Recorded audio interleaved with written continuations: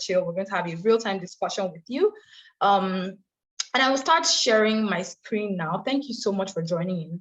The topic of this discussion that Ogechi and I are having is my Erasmus Plus scholarship journey. The good, the great, and the stressful. So we're basically going to tell you everything as much as we can, given the limited time and given the experience that we do have. Kindly mute your microphone, please. Thank you. Giving the experience that we have to just tell you what it is that we have gone through and what's generally like just an overview of everything. We may not be super specific about certain things because there are things that we cannot be super specific about, but we'll tell you as much as we know. So let us just begin. So we're going to talk about our Erasmus Plus journey. And first of all, this is me. I am Desire Uba, and I am a pharmacist trained in the University of Lagos. I also have a training or a certification rather in cosmetic sciences from the Beauty Therapy Institute in Lagos. Beauty Therapy Institute is a franchise cosmetics school, and basically they offer various courses. So I did the cosmetic science course here in Lagos. I also create content on my website and via my Instagram, which you will know why that is very important through the course of this conversation. I am currently an Erasmus Plus scholar in Italy, studying the European Master in Translational Cosmetic and Dermatological Sciences. And I strongly believe that there is so much that each and every one of us here can do. It's just 5. How come this girl is already... Did they start this meeting without our knowledge? We just started the meeting. Hello, good evening. I literally just started like a few seconds ago. So don't worry, you didn't miss anything.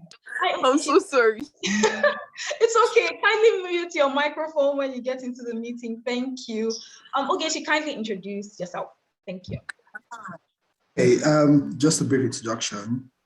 I'll just take a cue from Desire's introduction. So I'm actually studying the Erasmus program in building information modeling in Italy, actually. And I'm doing the course at Politecnico di Milano. I think, yeah, I'm just, like every one of you, I'm a construction enthusiast, like so my profile. And I've done my first master's in structural engineering at the University of Manchester. Actually, there's a fun fact about that because, I love the Old Trafford, like I'm a Manchester United fan. So I chose, University of Manchester to do my, first master's degree in structural engineering. And I also love San Siro. So I wanted to see San Siro in Milan. So it was quite fortunate for me, to get into the BMA Plus program, which my first mobility is in Milan. So I was able to go see the San Siro. So yeah, I think that's really it. There's a whole lot of opportunities that it's in the BMA Plus program, the Erasmus Mundus program, and I just want you guys to just listen and see what you can get out of it for your program in case you intend to apply for the next cohort. Thank you. Thank you, Ogechi. Thank you. Please kindly mute your microphone. Unfortunately, I don't think we have that setting for people to be muted before getting to the meeting. Like we didn't set that up beforehand. So please, when you get into the meeting, kindly check if your microphone is turned on, just so we can have this go as smooth as possible, not just for those of us here, but for people that are not able to attend. And we're going to share this on YouTube, just so that when they're watching it is very easy for them to understand. So kindly, please mute your microphone. Thank you. So first of all, this is a quick disclaimer to just let you know that we don't have the answer to, we're not the owners of Erasmus Plus. We're students here. Yes, granted, we're here, but we just want to show you that, or want to tell you first of all, that we will not have the same exact experience that you may have when you get here, if and when you get here. But we would definitely share the experience that we have and also the experience of people around us, of people that we know that have passed through this program. We will be honest. We will not be super kind. We will not pat you on the back because all of us here are adults, but we will definitely not be mean. But one thing we will stick to is being honest with you about what this entire thing is. However, we need you to know that you would have to put in the work. Before we even talk about the work that you need to put in, it's a lot of work, and you will have to put it in. No one else can do it for you. Nobody really knows you the way that you do. So please, as you take our words, adapt them to you. Don't swallow everything that we say and think that it's fact. Sending me the microphone, Joy. Thank you very much. Thank you, Joy. So I just adapt. Okay, so first of all, I'm going to talk about my journey here briefly. Please kindly mute your microphone, Joy and Ekene. Thank you very much. First of all, I'm going to talk about my journey. In general, when I applied to the program, kind of give me a minute so that I can look for the people so that I can. Actually, I'm going to have to remove some of these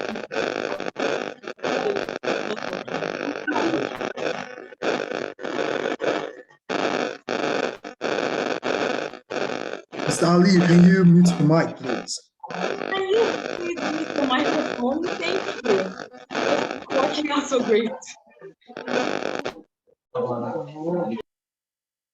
Joy, I don't know if you can hear me. That's Joy, not Joy Onyemelukwe, the other Joy. I just muted you. Please leave your mic muted. Thank you very much. If not, I'm going to unfortunately have to remove the meeting because it keeps going on and off. I'm not quite sure why. So I'm going to talk about my journey basically. So first of all, I focused only on one program.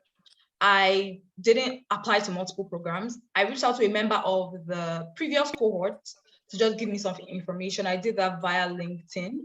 Then we moved it to WhatsApp or email, I can't remember. Then I applied twice actually. So the first year I applied, I did not get in. I got into the reserve list for the scholarship and I got admission, but I did not get the scholarship. And I could not afford to pay the fees at the time. So I had to take a step back. And I literally remember after having the interview for the reserve list, telling the coordinator that I will be back the next year. I don't know if you believe me or not, but well, I definitely came back. So, and during that 1 year, the year after that, this year, I got an extra certification. That's when I got the cosmetic science certification that I did get. Then I also made sure that I reached out to more people. It's very, very important that you try to not do this alone as much as is possible, because you would need a few heads to just look at what you have. You may have great stuff, but definitely it would be good for you to hear the perspectives of other people, especially qualified people. Then I definitely paid much more attention to the Emotion website. Emotion is the short name of my program. One thing about Erasmus programs, they tend to have very unique names in general. So the short form of my program's name is Emotion. So if you hear me say Emotion here, I'm talking about my program and not just the word as it is. So I paid more attention to the website's information, and you will see why that is also important. Then in the second year, I can confidently say that I did much better with my motivation letter. So we'll talk about that later. And Ogechi is going to tell us about his journey now.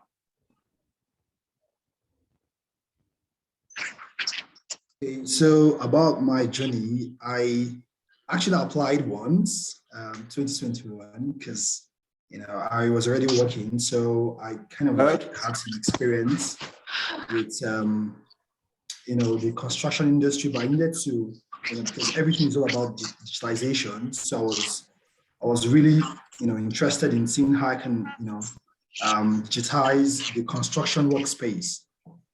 So the reason why I applied for the BMA Plus program, actually, just like Desire, I applied for just one program. I think by now you should know that Erasmus Mundus gives you the opportunity to apply for 3 programs, if I'm not mistaken. And I also ensured that I went through the website, the BMA Plus website, to check all the requirements, and I penned them down and I started working towards it. Also, the motivation letter, I think for me that was because my program required that you have a master's degree you know, to apply. So everybody was, university students, and sorry for distraction. I didn't need your mic. Goodness, please, can you mute your mic?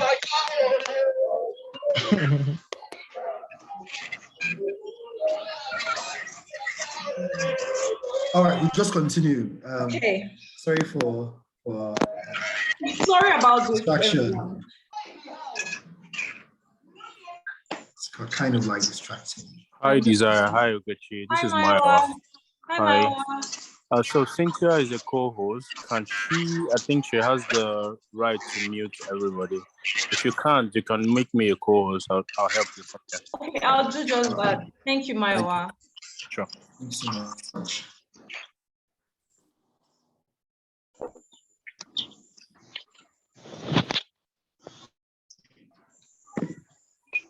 Maya, I've made you co-host. Thank you. Please help us if you can. All right, I will. Thank you. Thank you so much. Okay, so sorry.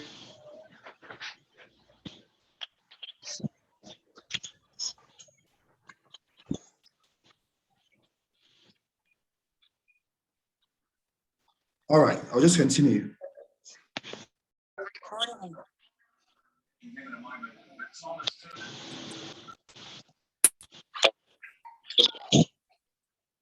Maya, why it seems you're muting me. No, I'm not. First time was an error. I won't do that again. Okay, Sure. All right, no problem. I'll just continue. Sorry for the distractions. So you know, for me, the motivation later is kind of like very key. I try as much as possible to, you know, capture how I intend to make use of, you know, the program, you know, how it aligns with my current interest, what I'm doing in industry. Like I said, I'm a civil engineer and I've been practicing for about 5 years. So I try to, say specifically how the program intends to build, you know, my skills and also my interest in the future, you know, because I was trying to.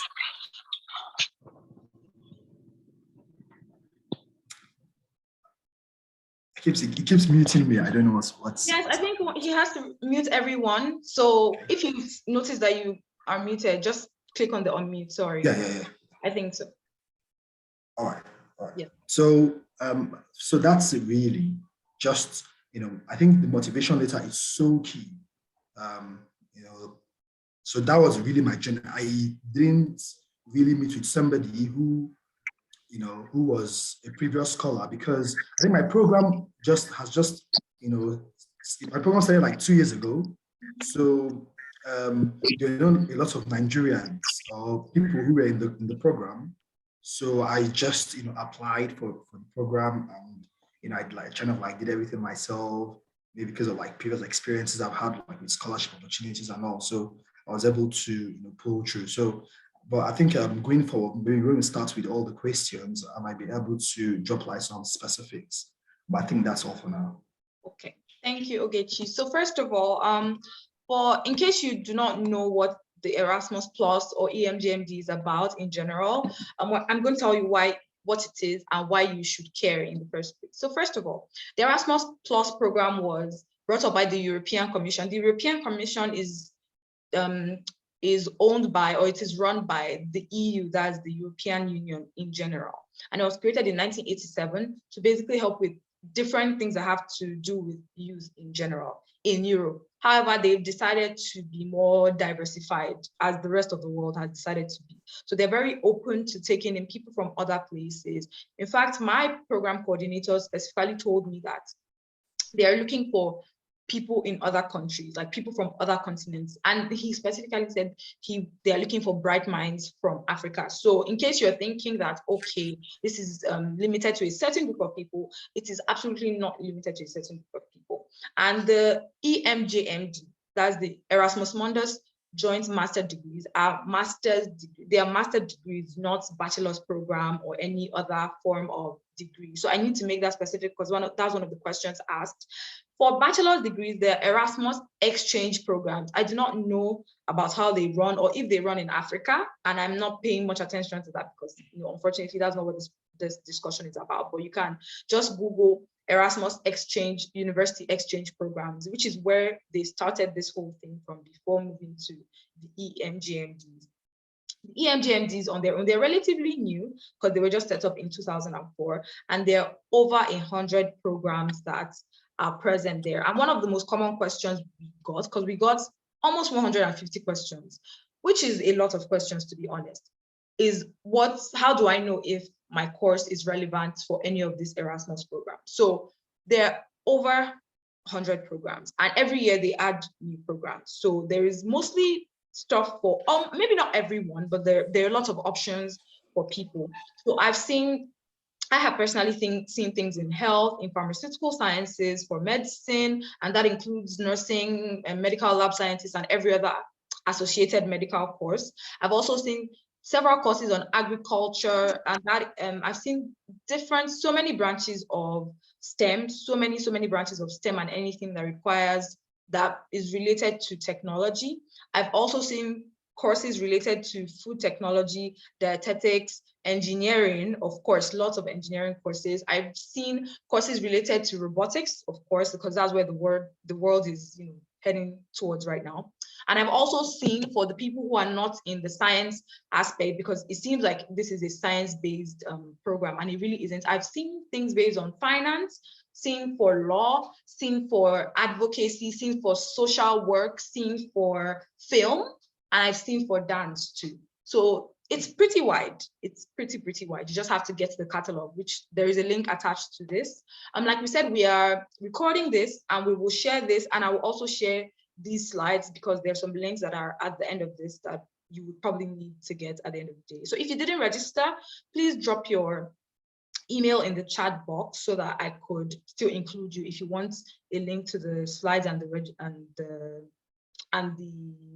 recording rather. So basically the EMJMD, which is sponsored by the European Commission, is a prestigious program. Yes, it's prestigious, that offers fully funded scholarships to participants, but not all participants. There are a limited number of scholarships, but they're not that few. For example, in my course, there were 15 scholarships last year, and this year they're going to be 17. So they even increased the number of scholarships. And in general, they cannot take more than 30 people. And that's usually like the average number for most of the Erasmus Plus courses. Some take even less than 30 people per cohort. And you don't have to, if you don't get the scholarship and you still want to really do the program, you can fund yourself, or you can use certain other scholarships. You can get other forms of scholarships to help out with that. I've linked some of them in the coming slides. Now we also have that there are universities that actually do this. We have each program rather has at least 2 universities associated with them. And most times these 2 universities are not in the same country. And that's one advantage that the EMGMD has. So all of the universities together are called the consortium. So if you hear anyone in the Erasmus Plus program saying consortium, what they mean is just the collection of universities. For example, in my program, there are 4 universities associated, and these 4 universities are in 4 different countries. So you may not go to all of the universities, but you will go to at least 2 of these universities to study.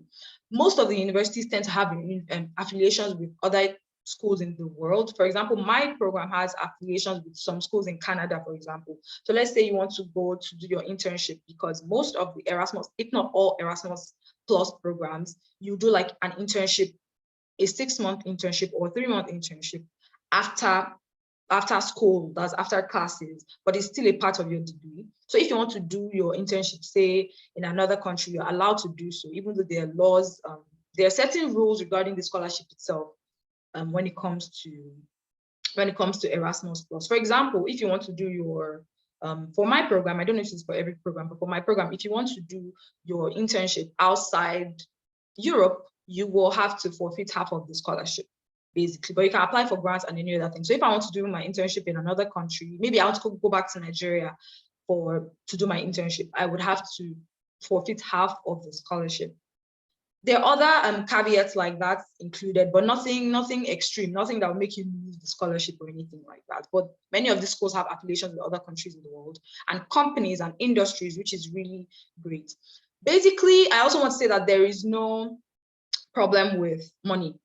They have the commission, the European Commission has pumped 26.2 billion euros, not naira, euros, for the 2021 to 2027 cycle of the EMGMD. So basically, there is money and you should partake in that money. So, and most importantly, you can get the scholarship. I'm sure that Ogechi can attest to this. When we went to the pre-departure orientation, there's something that's done in Nigeria. Not every country does it, but in Nigeria would do it. The EU in Nigeria would basically take us to Abuja and then would have a one-day seminar and then meet with the representatives in the countries that we're going to and meet other Erasmus Plus scholars. It was a pretty cool experience. We met everyone, and honestly, I will tell you that we were very regular people. Average Nigerian, I don't know how to put it, but we're all very average Nigerians. So it's not something that is, as much as it takes a lot of work and a lot of effort and a lot of requirements, is doable. It's something that can be done. And apart from, the fact that it can be done, is that you can get there, you can come here or go to Europe or go to any other country, and you can make the best out of it. And this is not just academically speaking, because as much as school is important, you also want to make sure that you form really great relationships. You also want to make sure that you try new food, you go to new places, you try to explore, you try to learn new languages, because the EMJMD honestly is not just about reading books. It's very important that you read and you pass, but just as most of us know, it's not just about that. You have to also be ready to open yourself up to the fact that life is going to be absolutely different. I believe most of us here are Nigerian or are from Nigeria or whatever part of the world you're from. If you're leaving your house, even your town, even your city to move to somewhere else, there is so much difference, but you can definitely make the best out of it. Now, what exactly is Erasmus? What's the full meaning? Because I didn't know this while I was I don't think I knew this until maybe 2 weeks ago. So Erasmus really means European Community Action Scheme for the mobility of university students. And it started, like I said, as a sort of program for university students before they decided to expand it. And they will keep expanding. There's also the Marie Curie program for people that want to do PhDs, which is sort of not really associated with Erasmus, but it's also something that the EU does. So the EU is really looking for brilliant minds like us, basically. And this Erasmus is named after the eponymous Erasmus, the Desiderius of Rotterdam, who was a Dutch philosopher in the 19th century. That's who we named after, and then they have the acronym. So what are the perks of being an Erasmus Plus scholar? You get a fully funded scholarship. And when I say fully funded, it doesn't mean they'll give you any amount you want, but it does mean that, from my experience, and Ogechi will also probably speak about that, you have tuition covered, you have some other things covered. Basically, what is considered enough money to survive in terms of finances, as long as you're not being exorbitant. And you're allowed to bring money too from whatever source you have. So it's not like you must spend only Erasmus's money, but basically you don't have to pay for school at the very least. And you can also survive on the subsistence fee that they give to you. You also have exposure to worldwide career opportunities, which I know that is one thing that most people really want to know about. You can get access to so many of these things, because you already have a fully recognized degree. That's when you do the EMGMD, you have a fully recognized degree that has so much prestige because it is run by the EU themselves, and the EU is one of the biggest world powers, as many of us know. And I can say for a fact that this is a very culturally diverse program, very culturally diverse. We are 20 something in my class, and out of that we have 15 countries, and in the 15 countries, I think the only continents that are missing are Australia is a continent, right? Australia and Antarctica, those two. But every other place you can think of, we are there, we are represented. So you can imagine the kind of culture that I've learned about, the kind of food I've tried, the kind of people, just different minds, the kind of languages I hear every day. when I'm in class. So it's pretty cool. I have to admit, it's pretty cool. And then you will get hands-on detailed experience. So one thing that I have loved most about this entire program is how responsive the coordinators are. They are ready, even before the program. If you send them an email, for the most part, I mean, this may not run for every program, but for the most part, they respond. So if you have questions regarding the program, you can always ask. They give detailed hands-on experience from application time, as much as is within their power to, at least till today, we're still getting that. So if you have questions, they're very willing to help. You get to study in at least 2 countries. So for me, I'm going to study in 2 countries and do my internship probably in the third. And most of these countries are in the EU, but not all the countries are in the EU. Some people are currently in the UK. Some of the courses take place in places like Japan. I've seen Turkey too. I've seen Egypt, but I know that at least you have to have 1 country in the EU. And then you have a solid alumni base. For some of the programs that are really new, yes, but some of the programs that are not as new do have people who are already moving high up the ladder. And when these people are moving, there is a chance for you to also move. Now, the finance costs covered by the commission include tuition, health insurance. You get 1,000 euros every month. And in case you're wondering if 1,000 euros every month is enough, and 1,000 euros is supposed to pay for like your rent and feed you and all of that. On the average, if you're able to manage properly, this should be enough. This is my experience, and for the most part, most people's experience. But I mean, it's always good to have extra money if you can. But in general, you should be able to live on that as a student that doesn't go around too much. For travel costs, this is dependent on where you are. But for Nigeria, because we're pretty far from Italy, for example, so we get 3,000 euros per year, which is enough to cover your travel costs on a standard day. And you get that if you're doing a 2-year course like mine, you get it 2 times. But if you're doing a 1-year course, of course, you're going to get it once. And then you get a one-time installation cost of 1,000 euros. This fee that they give to you is basically because before coming, you actually have to pay for the things yourself. So if you're doing any visa applications or you're paying for your tickets, like your flight ticket to come here, you have to do it yourself. That's what it is, because they may not be able to send the money to you, to your Nigerian account or anything like that. So you have to pay for all these things, and then they just basically reimburse you with the 1,000 euros. So, Ogechi, please tell us what we should know before applying for the AMGMTs. Ogechi, sorry. All right, so before applying for the EMGMD, that's the Erasmus program, pretty much. Anyway, just, not to make everything too hard and all that, I was just thinking about the money, the 3,000, euros, the 1,000 euros installation cost, the 1,000 euros per month, so just, a little bit on that. So when I arrived my host institution, that was Italy, and after a while, we just got I got 5,000 euros in my account. I was like, wow. I was just thinking what to do with the money. I was like, should I go and buy PS5? Should I do this? So the money is really good. The money is so nice. It's very nice. There's nothing like free money. I don't know how to just put it. You want to it, but it's very.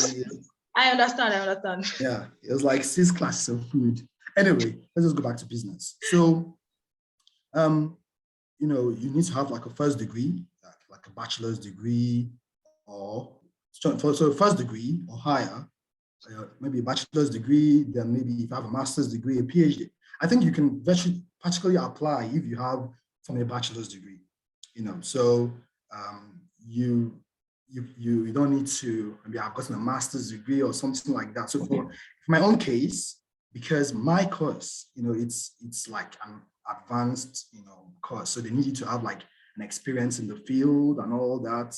And like I said, it just started 2 years ago. So it was required that we have a master's degree to apply. And mine is just a bit a specific case because mine is also a 1-year program. So it's not 2 years or more like some other programs. I think anyone practically can apply for the program. like Zara said, you don't have to be exceptional. You don't have to be, Albert Einstein or Archimedes, to apply. So anyone virtually can apply. So I tell people to just go through the program, the catalog. You can see a list of programs. They might not be specific. Let's say you did civil engineering in your bachelor's degree and you want a course on maybe civil engineering. You might not see that, but you might see something that's quite similar, to what you studied. So you can apply to that. You don't have to be so rigid. I tell people, because these courses that are outlined on the catalog are skills they feel that are so instrumental to in the future. So they need bright minds, like Zara said, from Africa or all over the world to come and implement that skill and also reside in Europe. I think that's their whole purpose, for you to finish your program and reside in Europe so you can actually give back.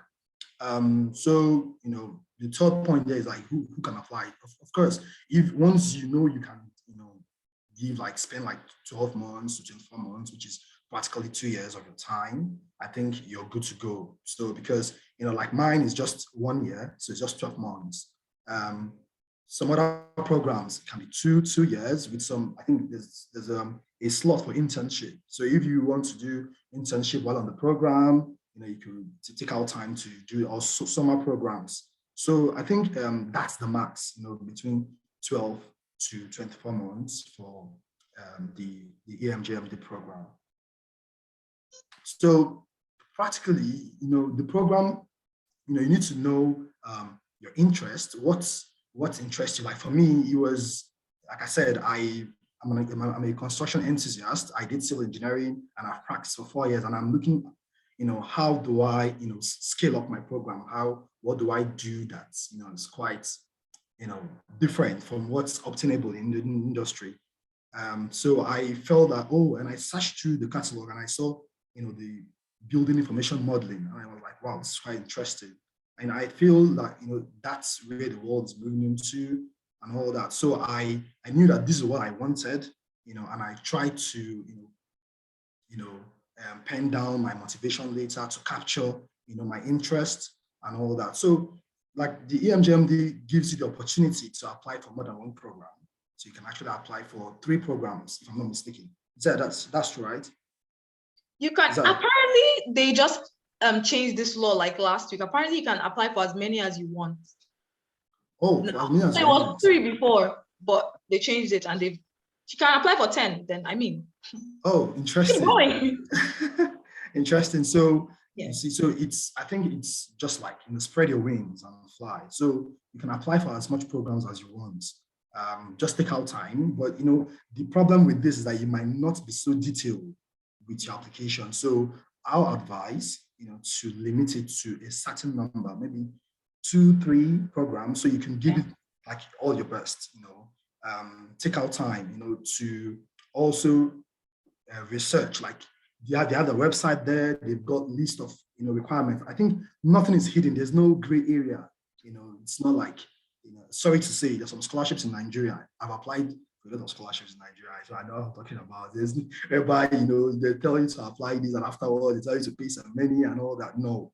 So take out your time, do your research, choose the program you want to do, network with people, network with previous scholars. You can search them on LinkedIn, send them email. I think most of the time people are willing to help out, depending on how your approach is. So you can actually, apply for as much programs as you want, and, network with people, send them your email, send them your CV, your motivation letter, tell them to help you proofread and all that. So I think if you, apply all these skills, the program, the networking, the research, and try as much as possible to improve, your motivation later. You can also do some extracurricular activities, like Zara said, the extra year she had to get some certifications, from a whole lot of online courses, Udemy, Coursera, that offer like free courses for you to also do, so you can improve on them, on yourself. So you can actually do all these things because this gives you an opportunity, gives you an edge, over other candidates, because I tell you, a whole lot of people are applying. I know it's all over the world. So, just to give you that edge you require, you need to, improve yourself in whatever way you can. So yeah, I think, that's that. So from the slide, you can see, I might not be able to go through all the documents on the slide, but you can see them for yourselves. If you have access to them, you can go through them. So I'll just, mention some, which is your transcript, your motivation letter, and your proof of English. So the proof of English, not every, not every program requires you to get that, but some of them do require. I think if they do, you need to, try as much as possible to take them. It can be IELTS, can be TOEFL. But for mine, I used TOEFL to apply, and yeah, so it was good to go. I was good. So yeah, so if your program requires you to get a proof of English, proficiency, I think you should apply, because it has its own specific marks attached to it. The recommendation letter is so key. You need to reach out to, for me, I used someone in the industry and also a lecturer. So, but like this, with people who really know you, so they can write something that, represents you, and, it's not something that is a bit, some recommendations I go through and I'm like, it seems the referee is not really sure of the candidate. It's just give something vague, and he needs to, pen down, of course, this is not a recommendation letter session, but just something like it's a bit, really important. It's something like how many years you've known this person and how the person, can actually cope with this program. So maybe if you're talking with the person, your referee, you can tell him, please, can you just write something that, is very, representative of me to help me get the scholarship. So I think these are really important. Then lastly, it's the motivation letter bit. I think that you need to spend time on this, read, write, proofread, and proofread. I can't really emphasize this a lot. So many people will say, oh, I don't have a first-class degree, I don't have a 2-1 and all that. I don't think, that's really key, because these guys, they understand that you might, some people had like financial challenges in school, so they were not able to get very good grades. I don't think that's representative. But with your motivation letter, you can actually, express yourself. You can pour out, talk about things you've done, things maybe you're very innovative, or you're very creative, or maybe there's some invention you've done, over time, things like that. So I don't think you should be shy with it. I don't think you should. I think you should blow your trumpet, as much, as loud as possible. I tell people I know, I say, go to the mountaintop and shout, with your motivation letter, because that's what's going to speak for you. Some programs, they do interviews, so whereby a face-to-face interview, whereby you can interact with the coordinators or the interviewers, to tell them, about yourself and all that. But some of that's done. So I think your motivation letter, your personal statement, that's what really speaks for you. So I think you should, take out time to do your homework and do your research, and pen down all you can. So yeah, so these documents should be handy while making the application. Thank you, Ogechi. So basically, when you're done with, when you have all of your all of the information done, the kind of degree that you get, you either get a joint degree, a multiple degree, or a double degree. However, like Ogechi and I have said, all of the programs in Erasmus Plus, the only thing they have in common is that they're Erasmus Plus. They're so different. They're quite unique. Everyone is unique in their own way. You could just see like subtle relationships between them, but each and every one of them, you just have like the different ways of operating. The thing that they have in common the most are the documents that you need to apply with. But apart from that, they're not as similar as you may think they are. So like Ogechi has said already, the motivation letter is super important. So I'm going to talk about this. And it is often the top 2 most important documents, related with your CV, your academic qualifications, your motivation letter. These are very, very important. However, or rather not however, let me start with, before this meeting, some days ago, I asked my coordinator, I actually had to ask him finally, what was it that made me different in the second time? Why did you pick me this time around and not pick me the first time? And he said, well, your CV was good, but a lot of people have good CVs, so that's not it. However, your motivation letter, we liked your motivation letter. It was very authentic. You spoke about yourself and your achievements, but you were not braggy about it. So that's one thing. Speak about yourself, but don't cross the line to start bragging about yourself. Because I mean, you may have done a lot of things, but you're not the first and you will be the last. But be confident in your speaking. And he also said that he liked the fact that aside the master's degree, because like I said before, I create content about skincare. So they went to my social media and they will go to everybody's social, that's part of it. Like they just do it. So they went to my social media and they saw that I actually share about skincare. Some people are really quiet on social media. They will see that too. And that's okay. It's not like you don't have, let me just clarify first of all, just because I'm a social media person doesn't mean everyone has to be. You don't have to be. But I would recommend that you at least exist. Have a LinkedIn account at the very least, like so that if they know you're a real person. And he was like, they could see that I had genuine interest apart from the master, apart from just wanting to get a master's degree out of desperation. They could say I was actually interested in the field. So basically the motivation letter is really, really, really important. They also said that they like the fact that I was interested in other aspects. So as much as you want to tell them that, oh, I'm interested in food technology, they also don't mind if you're interested in books too, because I remember I used to blog about books years ago, like even before that, and it was like, these people search. I don't know how they have time, but they look. So I'm like, how do you even know I used to blog about books years ago? So they do look, and they want to see the person behind the letters, behind what you want them to see, really. They really want to see what you're like when you're not trying to impress them. However, your motivation letter, like he said, is very, very important. This is something that everybody that has an EMGMD will tell you, everybody that's involved. For my coordinator to tell me that, I went to like the Oga Pata of the program, telling, sir, why me? And these were the things he told me. So there's nothing superlatively distinct about that, but this is my experience. These were the reasons why they picked me. Authenticity in my letter, motivation letter first, have a good CV is great. One thing that was not mentioned, my grades were not mentioned, not for 2 seconds. He did not mention it, he didn't. So I'm not saying grades are not important, but they're not all, because a lot of the questions we got were, can a pass apply? Can a second class lower? Can a third class? All these things, we're not seeing academic information or academic qualifications are not important. They're important because they actually have marks, because they actually assign marks to each of the documents, apart from like international passports and residency, like documents that you have to put work in, like the CV, the letter, they have marks assigned to them, and the recommendation letters too, they assign marks to them. But it's not the only thing. They know they're human beings. I think it's easy to just assume that these people are not human beings, but they understand. I think even for many of them, they can relate on so many levels, because I'm sure even for some of them, they didn't do so great in their first degrees either. And at least they know people who didn't do great, even if they did great themselves. So it's very important that you bear that in mind, that just because you have so and so, in your first degree, does not mean that you don't have a chance. But what, however, you cannot do is to sit down there with your apparent bad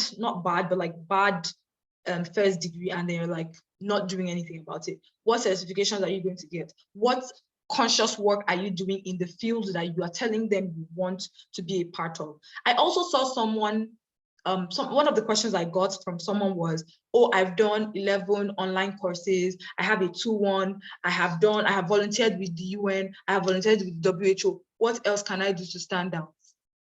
You can't do anything, no. You've done more than me. I don't volunteer with the UN and WHO with that. I do not do any of those things. When I saw the question, I was shocked, because how have you done 15 online courses? I've done like 1, and I'm here. So you're definitely, there are 2 extremes. There are the people who think they're just not qualified just because they have too little, and there's some people who have a lot and they still think it's not enough. The point is, if you think you're ready, if you want to take a shot at this, take a shot at this. Now let's talk about the motivation letter, which is super important. The first thing, which is a mistake I made in my first time, is that I didn't really pay attention to the website. Now, every Erasmus Plus program has a website, every single one of them, apart from, I think, the ones that they just put in the catalog this year. They don't have a web. Some of them don't have a website yet, but they might have even put them on the catalog, because there's a catalog, and is in the link, is going to be linked in one of the slides, which is why you should get the slides after. The Erasmus Plus catalog. You go to the website, look at the website. They put a lot of work into their website, into whatever website they have.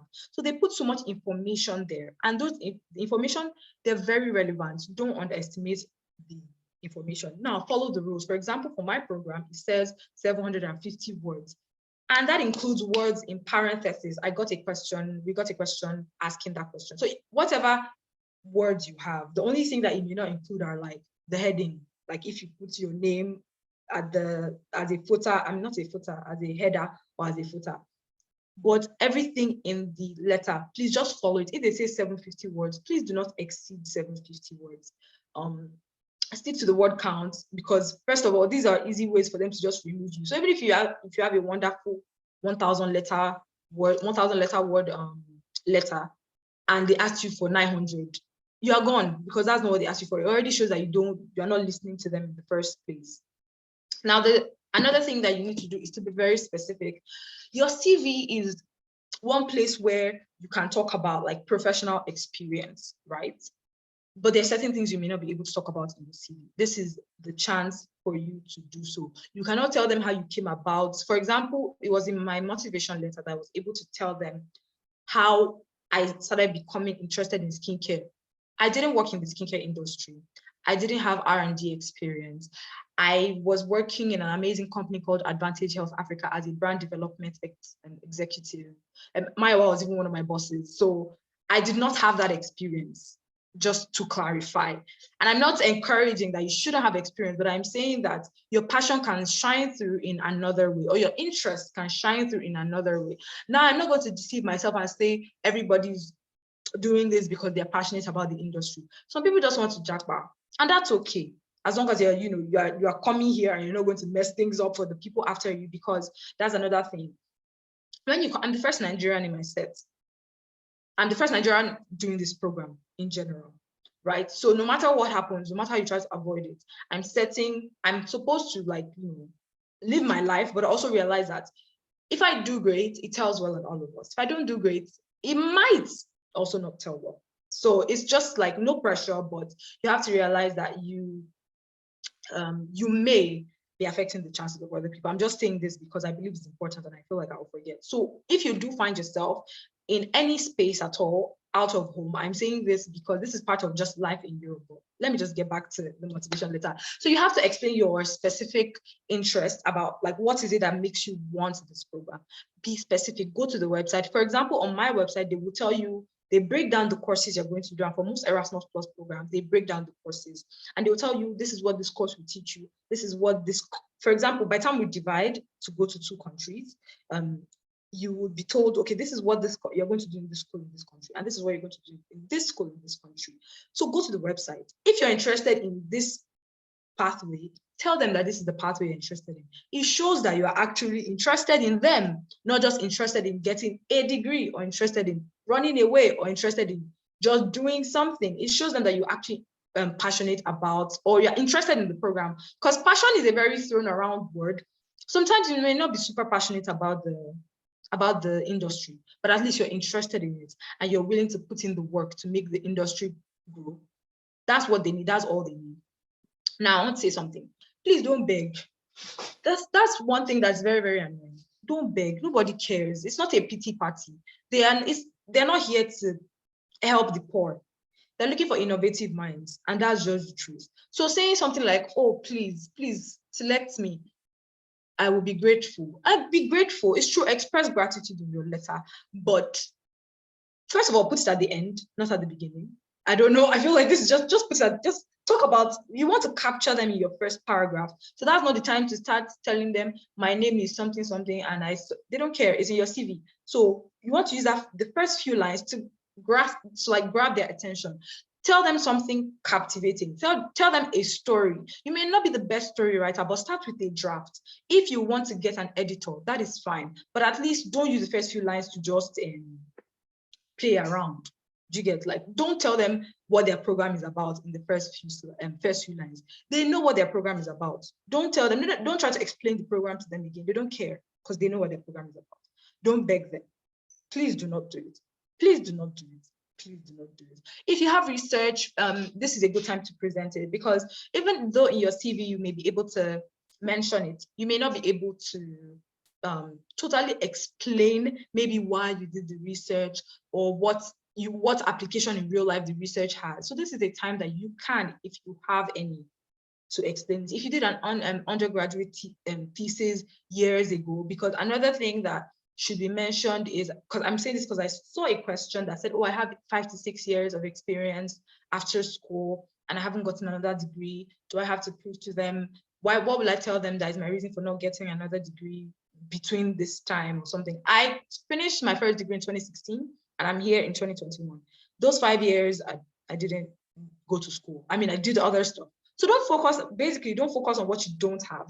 Focus on what you do have and expatiate on it. Focus on what you have.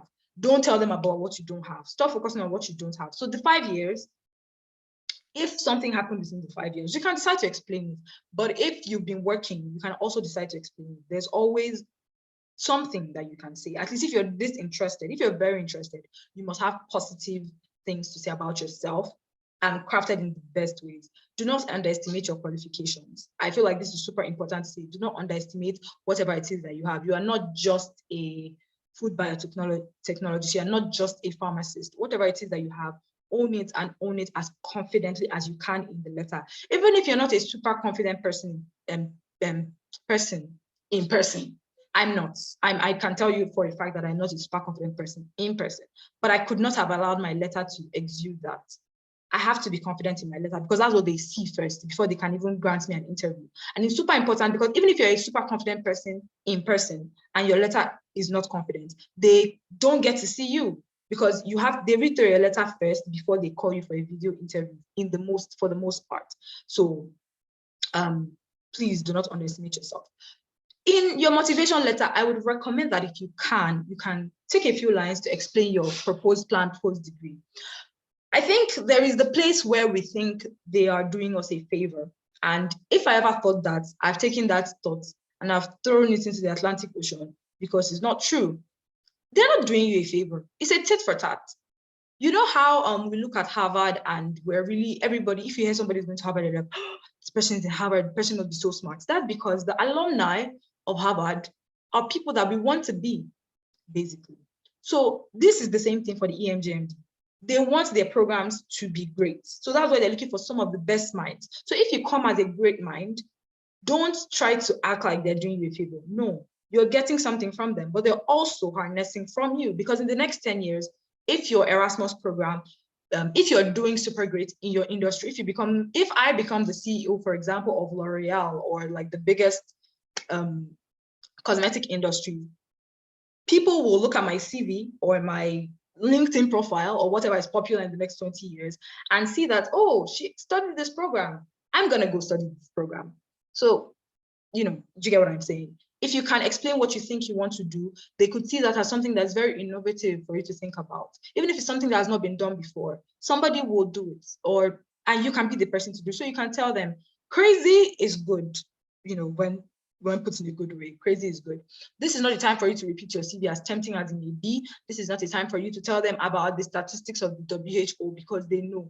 They don't need you to tell them that malaria is killing 30% of children in Nigeria. You can mention it, in the backdrop, but don't let it be the focus of your letter. Let your personality shine through. Let them, if they're talking to somebody that is shy, let them know through the letter. If they're talking to someone that's super outspoken, let them know throughout the letter, because they don't only want outspoken people in their classes, much as you may think that, or maybe they just want people that can come out and talk on TV. No, they understand that there is balance in life. You need the shy people. And just because you're shy doesn't mean you can't do things. I know that one of my program coordinators, Professor Perali, she says that she's super shy, but she does really, really great work. So they know that your outspokenness doesn't mean that, oh, you don't talk, just because you don't talk much doesn't mean that you don't know what you're doing.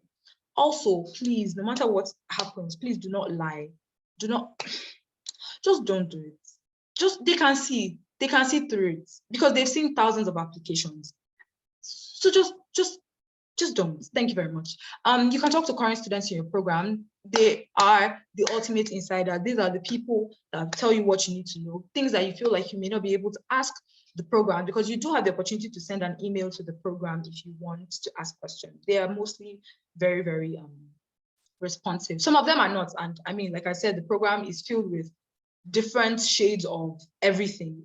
What happens in this program may not happen in this program, but for the most part, they're very forthcoming with information. So talk to students. Send a message via LinkedIn. If they don't respond after a while, send again, send to different people, try to ask people around, put in the effort, put in the work, and you will see results. You will hopefully see results. Just be very specific.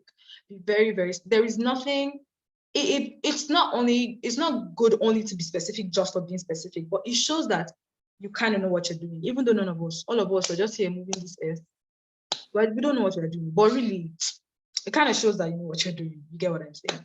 It kind of shows that you know what you're doing. If you're specific about your dreams and your wants and your goals within that program or after that program, or what you've done before the program. Now, I want to say this specifically, and I'm going to say this in every single meeting that I have about the EMGMD. And this is something that my professor has, the same coordinator, when I asked him a question, when I asked him about what the things that made me stand out this time around, he specifically said, the applications we got from Nigeria last year all looked the same. Obviously not yours. That's me he was talking about. And it looked like they're paying people to write their motivational letters for them. So my darling Nigerians, I know most of us here are Nigerians, please write your letter by yourself. They can tell. They can tell. So you imagine them already having such a notion. Imagine someone already having that notion in their head that 30 people applied, or whatever number of people from a certain country applied, and their letters are looking mostly the same. It's not a good sign. It's just in general, it's just not a good sign. Even if the person is not a biased person, even if the person is not a generalizing person, it's not a good sign for all of us, or for most of us from the country, to be having the same. We can't all have the same dream. It's just not possible. It's obvious that there is something there. And even if there was nothing there, it means that, okay, something is definitely there, basically. So please write your letter by yourself. Get a first draft by yourself. Talk to people. I got friends to help me review. I also reached out to Rita, who was in the first set, to help me review. She told me some really specific things too. But at the end of the day, I had to write the letter by myself. You can get people to edit your grammar, get people to edit your conciseness, but the story, the core of the motivation, it has to show through. Because at the end of the day, it's you that will do the course sharp. It's not the person that wrote it for you. And it may mar your chances just because you think you are not great at it. It's better that at least you put out a letter that is from your heart than for you to put out a letter that's from someone else and it just looks bad. So please just write your letter by yourself.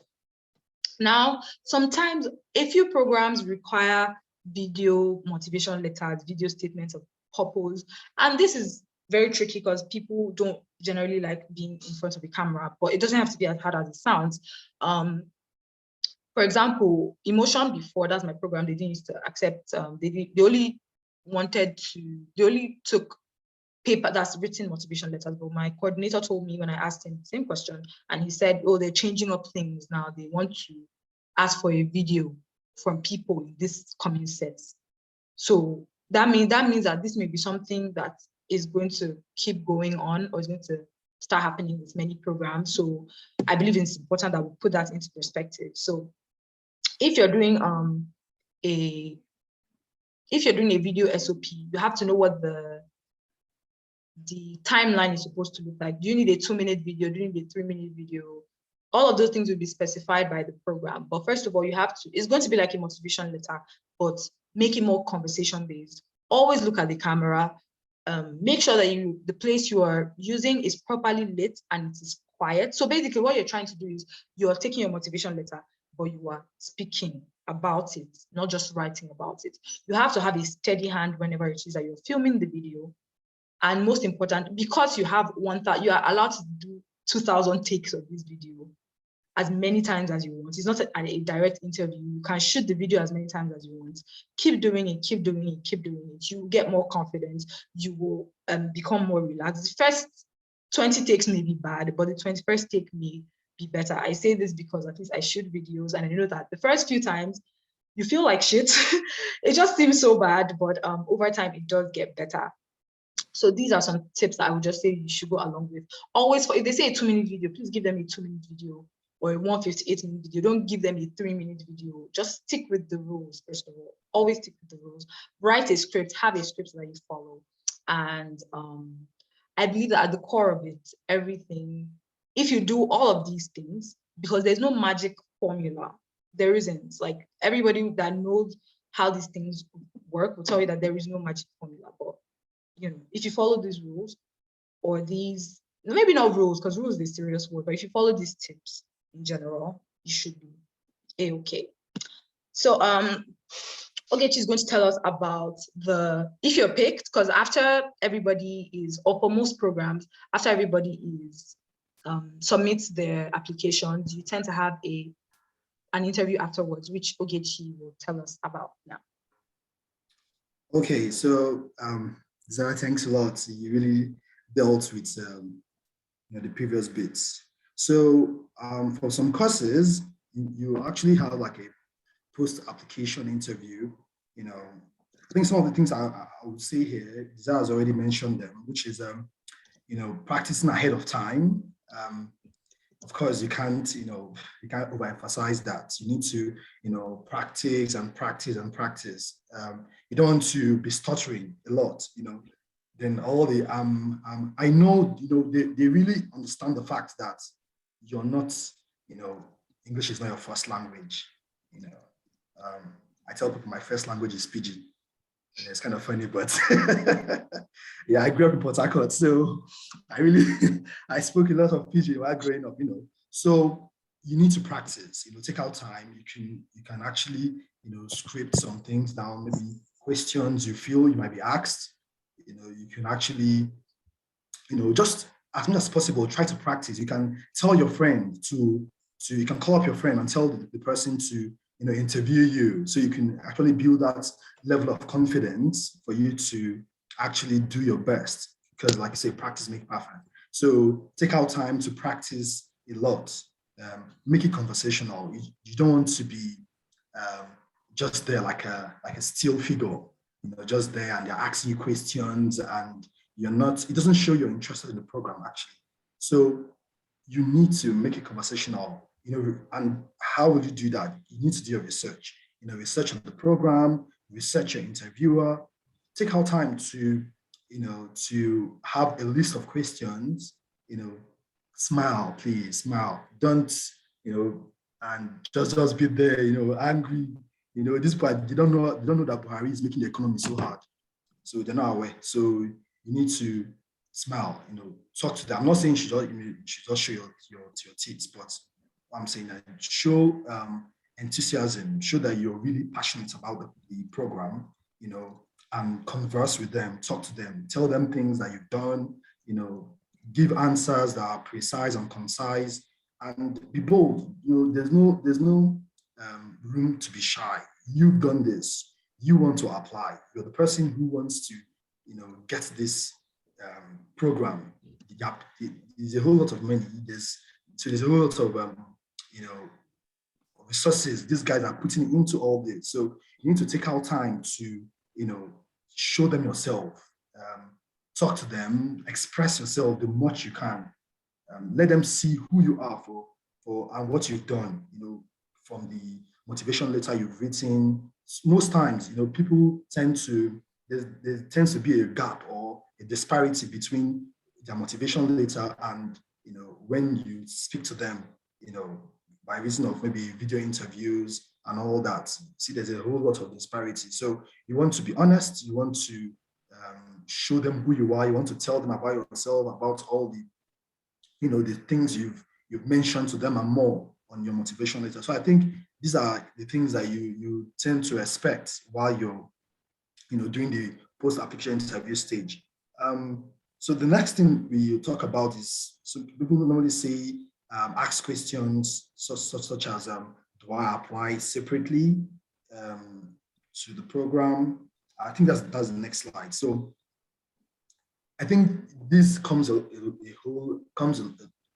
lot to be honest. Do I apply separately and all that? No. So both the scholarship and the program, have one application.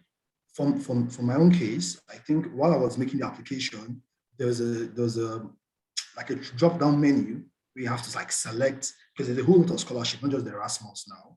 So the program is being funded by other bodies. So, but the Erasmus, the EGM, the European Union Commission is also part of them. So each of these bodies, they give different scholars fundings, and it depends anyway. So when you're applying for the program, you see you have the opportunity to choose the body who's going to be funding your program. So you don't have to like do a scholarship application separately and then apply for maybe your admission separately. I think everything comes as one. So the coordinating institution, most times, they have like a website, or if you go through the catalog, you see the website there. So while putting in your application, you have the opportunity to also, apply for the scholarship. So when can I apply? Most times it's really good. For instance, I know this is coming by December, so most of the programs are already on. I think most people who are aware must have been making applications, but maybe not everybody. So like for my program, it's the deadline is usually in January. For my own case, the deadline is January and I applied January. I think that's wrong. I was just fortunate to get the scholarship. Most times it's good to apply as early as possible. So I think we should keep an eye on so it comes out between September to December. Most courses, because they come out differently. So some courses might open the application in September, others October, November, as the case may be. So once your program opens up, I think you should just apply. Don't waste time. Don't try to, some people, you can sleep on your application and maybe you start the first day, you do the first page, so you can just leave it, the next day you come again and all that. I think you shouldn't do that. Try as much as possible to turn your application as quick, as early as possible. It gives you, I feel it gives you a better chance. Not I feel, anyway, it gives you a better chance. It gives you a better chance, to be honest. Most things are doing in Europe, because of a lot of people apply, they feel that people who apply earlier are most interested in the program. So take out time to apply once the application is out, and not maybe towards the deadline day. So you can get information. Most people, you keep asking people, because for instance, now somebody, can just ask me about emotion. I don't really know much about emotion. I might be an Erasmus scholar, but I don't know much about emotion. I just know about building information modeling, which is my program. So what you should do is to go to the website. I think that's where you get all the information you need. Go to the website, scrape the website, go through every tab, every page of the website. I tell you that there are information there that you require to, turn in your application. So this one, can I japa in peace? Wow. Japa. That's a serious question. Yeah, actually, there's a whole lot of scholarships that require you to come back. Some other scholarships require you to come back to your home country. For the Erasmus, you're not required. Actually, during our pre-departure orientation, the coordinating body, I think one of the man, he said that, to be honest, that in Europe, they're looking for bright minds who will come and stay. So they just want you to, not just to come and learn, they want to give you, the skills, but they also want you to put in, to contribute, to your host country or whatever country you're staying in Europe. So you're not required to come back to Nigeria after your program. You can decide to stay there, and practice for some years. Then if you want to return, you return, but all are quite optional. Do I need to email professors? You don't have to. You don't have to actually. Everything is, you just have to apply for your program, and selections are made by the coordinating body. So you don't need to, I'm looking for a supervisor or someone who's going to, I know most of the, applications, if you're applying to like US and all that, you need to email some professors to come and maybe they will, okay, yeah, you're a very good student and all. You don't need to. Just need to follow all the guidelines and, the application processes that are penned down or that are written on the website of, the coordinating institution or the program. And once you do that, your application goes through. Can I appeal the decision of the selection committee? Yeah, I think for most programs you can. For my program, to be specific, you can appeal. So maybe you feel that you're so bright and you've turned in the best application in Nigeria. You're so certain that, wow, I'm getting the scholarship, and you're turned down. I think you can appeal the decision. So you have the opportunity to appeal. So I think what you need to do is, first of all, giving your all, try as much as possible to turning the best application that you can give. If things go south, then I think you can, prepare all your legal luminaries to your legal luminaries to appeal, their decision. So this is just, summary. I think we've already overshot, but just to give you a summary of what we've done. Yeah. So you craft a detailed CV, like Zara said, you need a CV, and you can use the Europass CV template. Don't be overly. I've seen some CVs, put in so many things. But there's a template. So if you go to Google and you type like a Europass CV, you can see how to draft your CV. So it's more like what they require. Like I say, it's not a Nigerian scholarship, so they don't know how we do things in Nigeria and all that. So, and I know for different countries, like I know in the UK, there's a way you tailor your CV, and also there's some terms that you're not allowed to use. Like for instance, when I was applying to the US, terms like maybe volunteering experience and all that. In the UK, it's like a recruiter told me that no, you don't have to use things like volunteering and all that. So the Europass has like a template whereby so that you can actually tailor your CV and prepare a draft that's similar to what they require. Reach out to previous students. This cannot be overemphasized. There's no need to reinvent the wheel. You can just stand on their shoulders and you do very well. Mail them. Send messages on LinkedIn.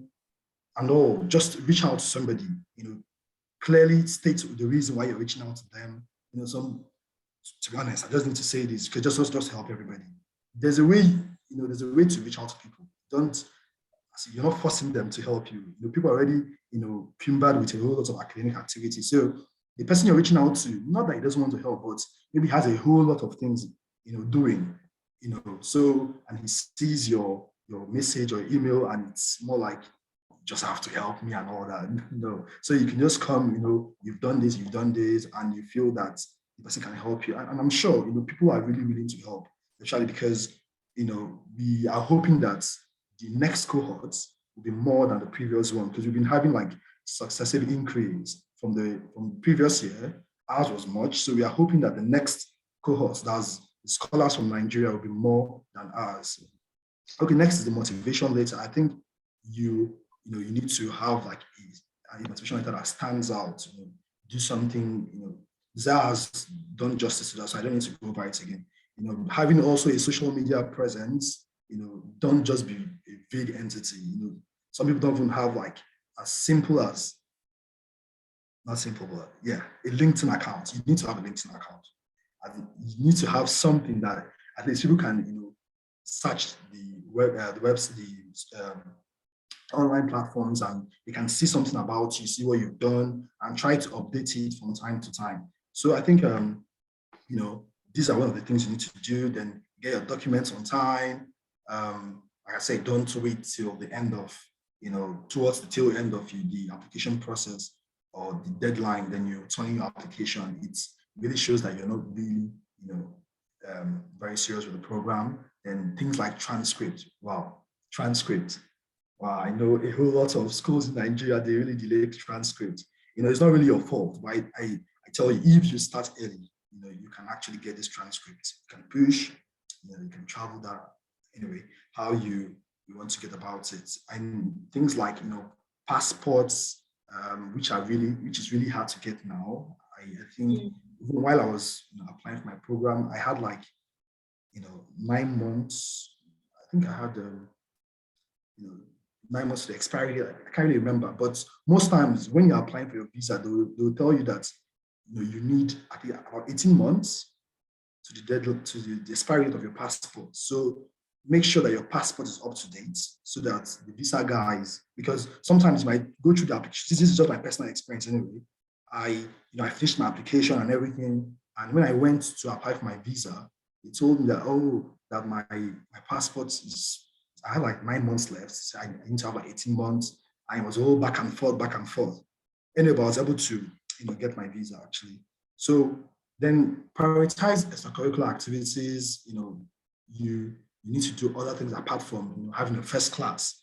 Desire said a whole lot. She has a whole lot of social media presence. She's a blogger and she does things. And these guys, they know, they want to see you, not just your motivation later and all that. They want to see other aspects of you. So try as much as possible to, put something there, not just your academic stuff. You play ball, you play football, you're very good at interacting, you network, you go to schools to teach and all that. All right, so for reclamation later, of course, like I said, you need to, I know some people must have left school and you don't have that relationship with lecturers, but I think your workplace, there's somebody there who can recommend you. But like I said, you need somebody who can write something that is not just something vague. Oh, he's a very bright student and he has been good with there's some sentences that they're not unique. You don't really tell who you are. You need someone who can write something and wow, the guys will be wowed. And so you need to try as much as possible to, I wouldn't say try to build relationship now, because I know the application process is already December. January is just by the corner. But so you might look for someone, not necessarily maybe a lecturer or a professor. You might look for somebody in your office, someone who's a colleague or maybe a lead manager or something like that. Just someone who can write something that is quite representative of you. So because that's really important, it's quite crucial. So I think last one is, man, don't give up. I don't know. Don't give up, man. Don't give up. This money is much. Yeah, so it is very helpful money. Yeah, the money is good. The experience is just out. It's great. It's mind-blowing. Yeah, my experience is mind-blowing. You travel to, different countries. Mine is Portugal, Italy, and Slovenia. I know not many people have heard of Slovenia, but I hear like the Alps, they are just amazing. So the experience is just amazing. The culture, interaction, a whole lot of things. It's an experience of a lifetime.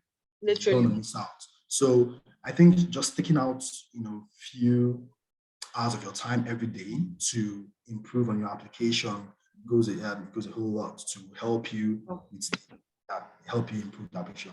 So once again, man, make you not give up. Don't give up, like literally, not give up. Like although I know that it's hard though, like because I've heard people say I applied for 23 programs, I didn't get it. I know I can't say I can't pretend that I know how it feels. I can't, because I didn't do too many things.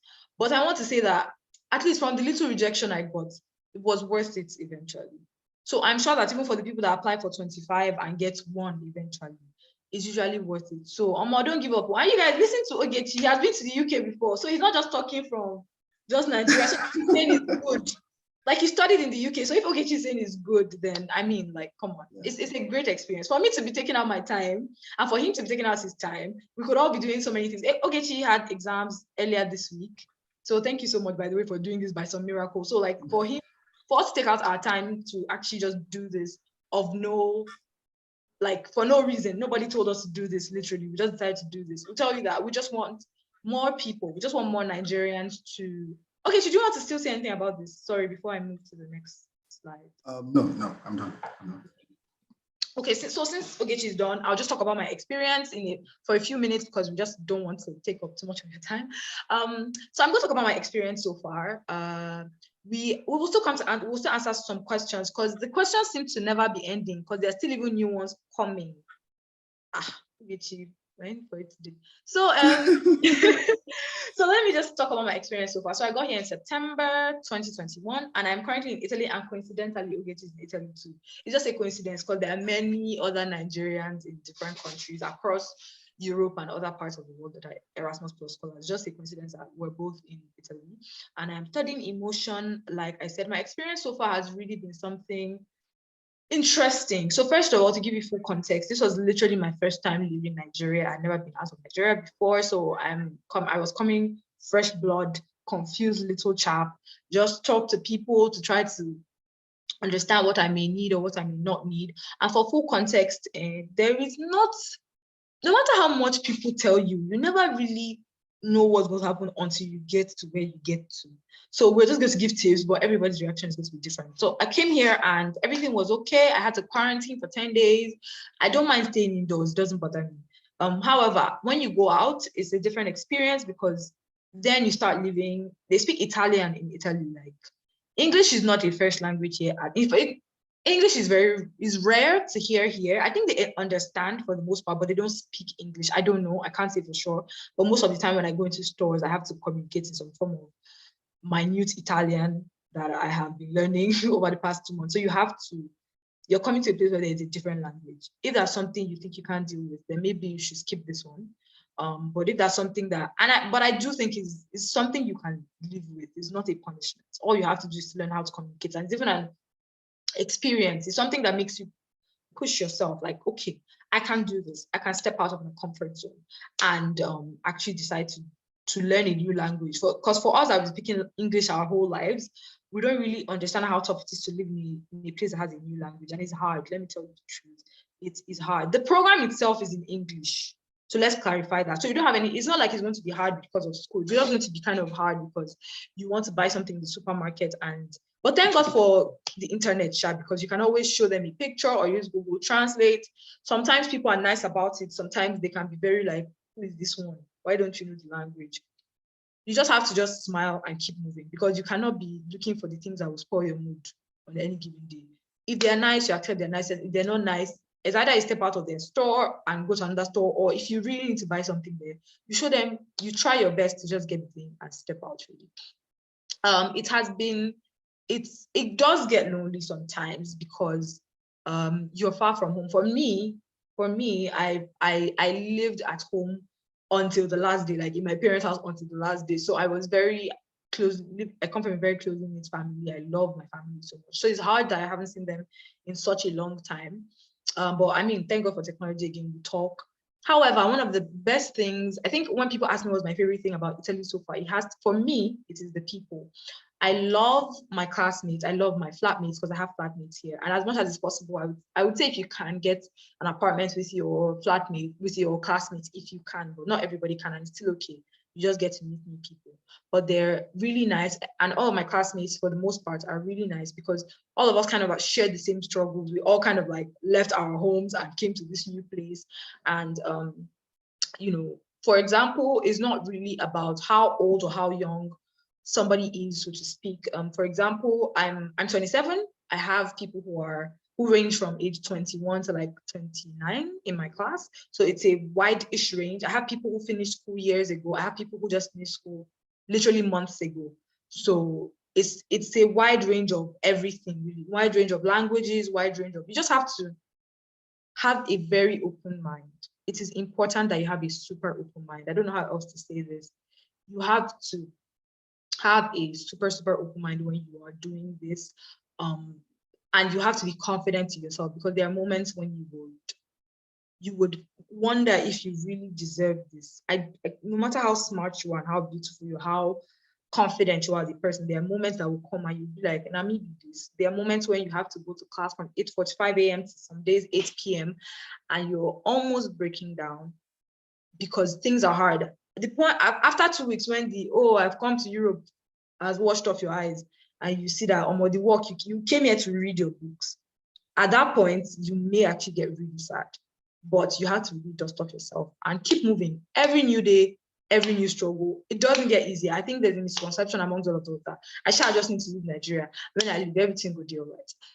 It doesn't always work. It's not always. It's not going to work like that, because you're moving from one place to another. So you're swapping challenges. maybe this challenge is better than this challenge at home.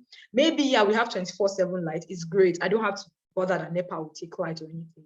But then it comes with its own challenges, but it's a beautiful experience, honestly. And for me, I won't say that everything is 100%, because there are times when, another thing is that you have to realize that this program is more than the education, like school education. You may come here, there's a possibility that you will come here and you find out that you hate your program. That's just the truth. It's the same way that some of us went to school to study something, maybe pharmacy or medicine or something, and you hated the course. It's possible that it will happen with a master's degree. What do you do if you're already all the way here? You can't run away, you can't do anything. What would you do then? You have to be ready to make the best of whatever situation it is that you find yourself in. It's a possibility. It's a very huge possibility. So you have to be able to tell yourself that even if I feel this way, I will still make the best out of this. I will still do great. If I've been able to make it this far, then I'll be able to make it. So far, I like my program, but I know that there are people who don't like their programs, even though we barely just started.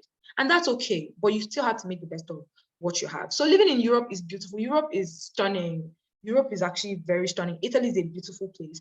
Because of the Schengen visa, you have the opportunity to travel within countries. You can be flying from here to another country for just like €8. And €8 is like maybe like 5,000 naira or something less.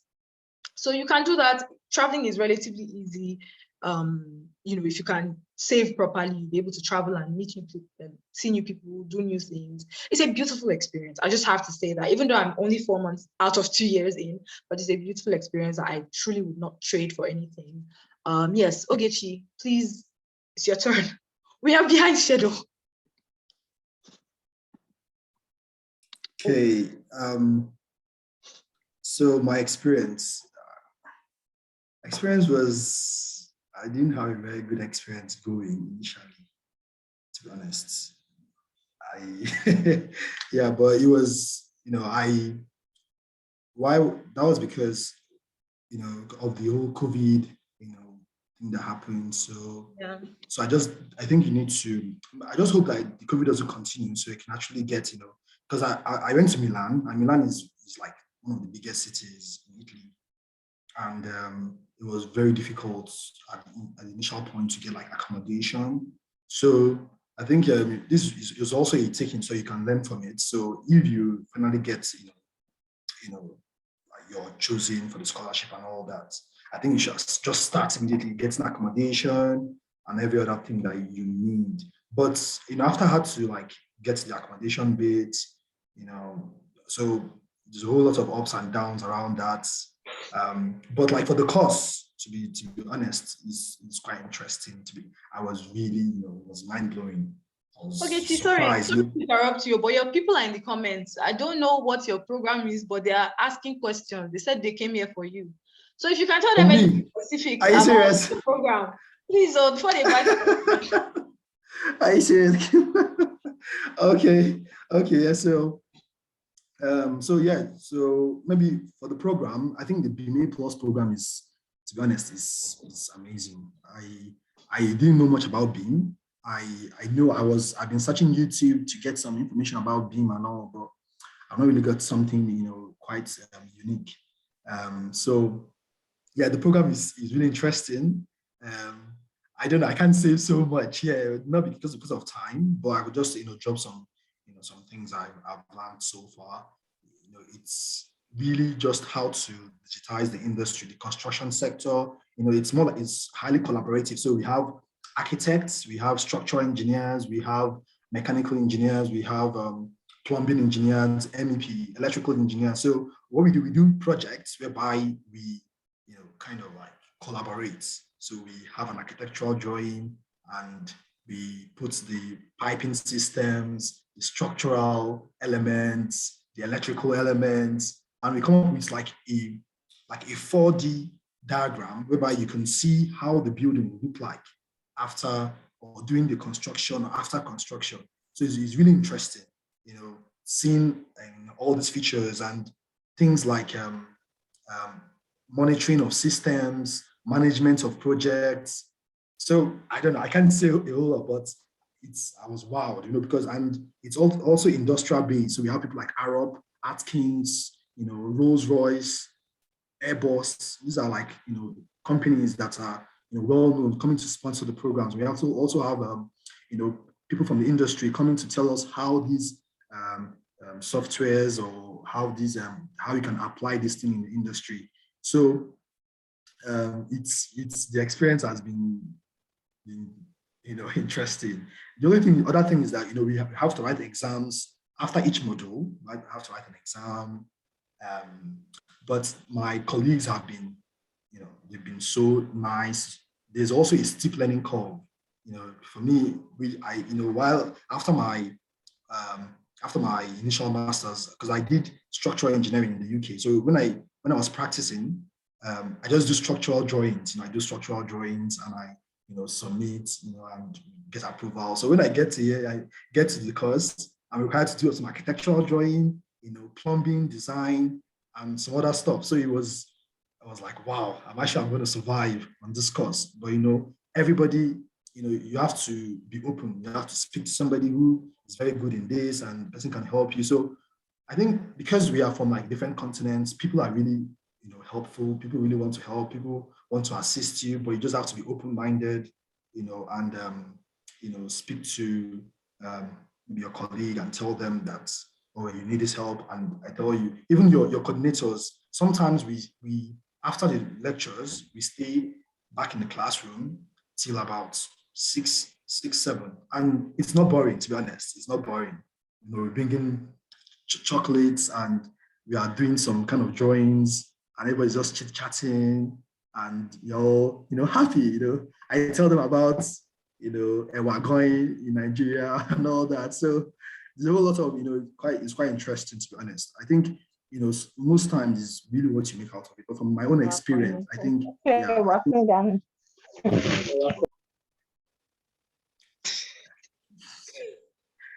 so most times it's as in most part of it, it's been really interesting and I've enjoyed every bit of it. And like Zaya mentioned, we really want to have a whole lot of Nigerians coming to this program. We want to dominate, the Erasmus. Yes, you should come. Don't leave. I'm the only one. Yeah. I can come next year.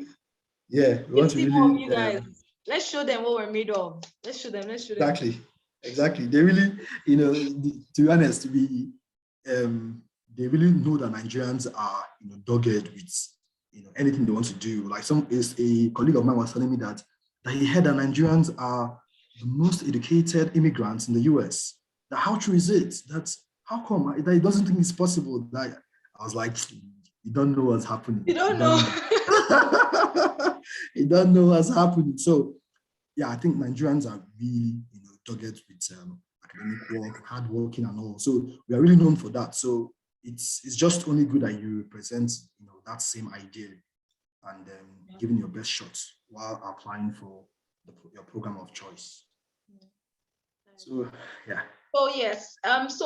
We, like Ogechi said, honestly, like it's been quite the experience. I have learned, like I used to be, apart from the cosmetic science course that I did, I was mostly self-taught when it came to the skincare industry, apart from like, I'm a pharmacist, but they don't particularly teach us dermatology in depth. So the amount of knowledge that I have now, and this is just my first semester, is really, it's been amazing. Like I have had to learn so many things. And I know I will even learn a lot more as time goes on. So you really do learn like about life. And also just know that it gets very cold in certain areas. So the weather change is something else to pay attention to. So I just want to say this quickly. For those people who want to get into emotion, the emotion team is having, or anybody really, because emotion is part of the EMGMD, and they will still tell you generic things about the program, about the EMGMDs. The emotion team, that is the coordinators of my program, are having a Google Meet tomorrow,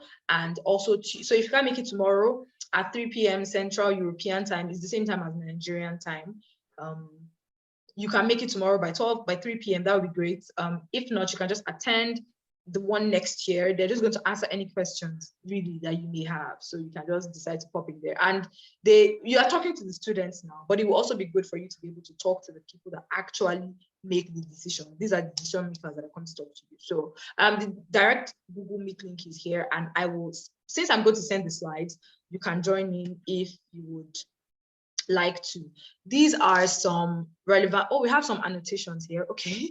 These are some relevant links that we have. We have the catalog. If you've been here website, we say website 10,000 times. This is where you can get the websites. All the websites for the programs are in this. Just click here. Everything that is underlined is clickable. If I click on it now, it will take us to the link, so I can't click to show you. But just click this catalog for EMJMD and you will see it. Then Erasmus Mundus Nigeria is the alumni page of the Erasmus Plus Scholars. And the Nigerian arm is very, very active. So you can just follow them on LinkedIn and follow them on Facebook. They answer questions. They also help to review motivation letters. One of the questions we got is, are we reviewing motivation letters? Unfortunately, we can't do that right now. I have exams, Ogechi has exams. It's Christmas. We also want to rest. Oh, sorry, guys. We can't do that right now. So I don't know if the Erasmus Mundus are still, I don't think they're accepting, but just in case of next year, if you want to apply next year, they usually do. And maybe if you come to any of us early enough, we may be able to help, but not right now. They review letters. They have an amazing handbook. The EMN handbook is created by the Erasmus Mundus Nigeria. Top tier. It is just a Google Drive link. You just get it and it is there. There's so much information. Even I got so much information from it. So just look at this handbook in addition to these slides and in addition to the project, to the website of your program. And I think you would have much more, like enough information, because sometimes, so that you don't have information overload, because it's not just about information. Sometimes you just need to sit down and do the work.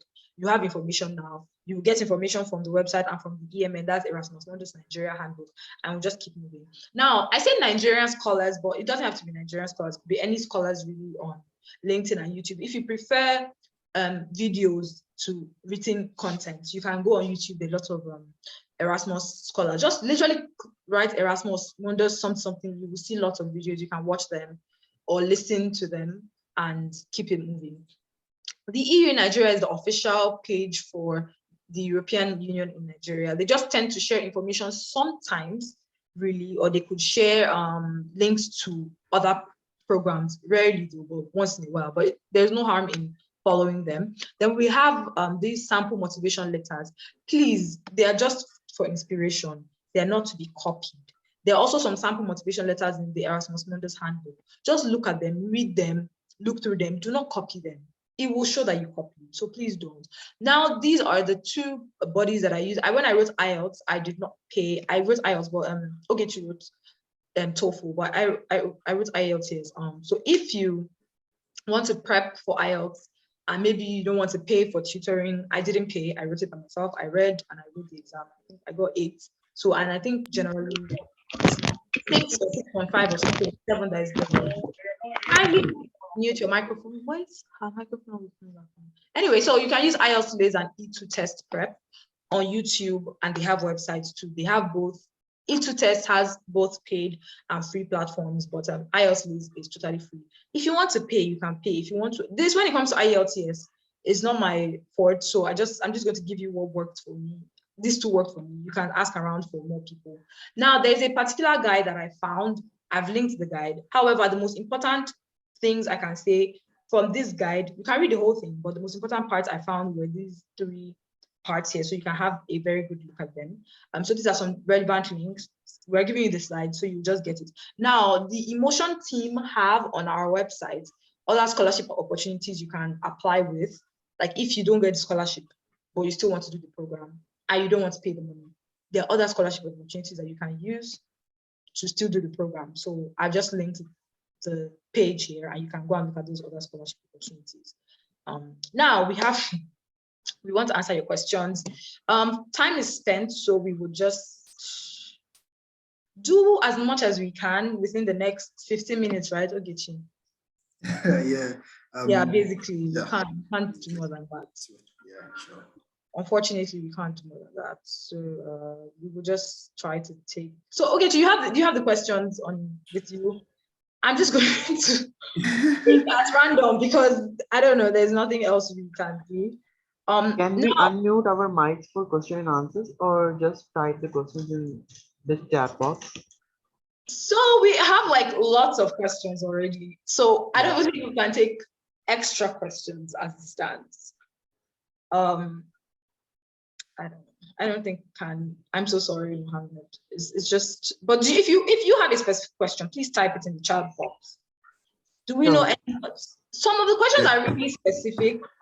So some of them that really ask very, very specific questions. We may not Actually, it is very difficult to see all the questions in the chat box, as there are a lot of people are questioning in the chat box. So I think it's good to ask questions. But okay, if what would you like allow, to?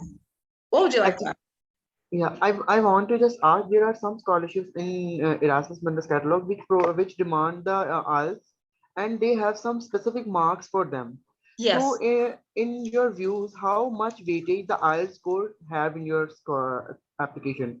Because if you have very good profile of awards and achievements and good scores, publications and good motivation letter, but you have just IELTS bands to full the requirement like 6.5 or 6.5. So how much they will affect your application? Okay, so in my opinion, it's important that you can communicate in English, but like we said, the more important things are your recommendation letter, motivation letter, recommendation, motivation. What's the other one?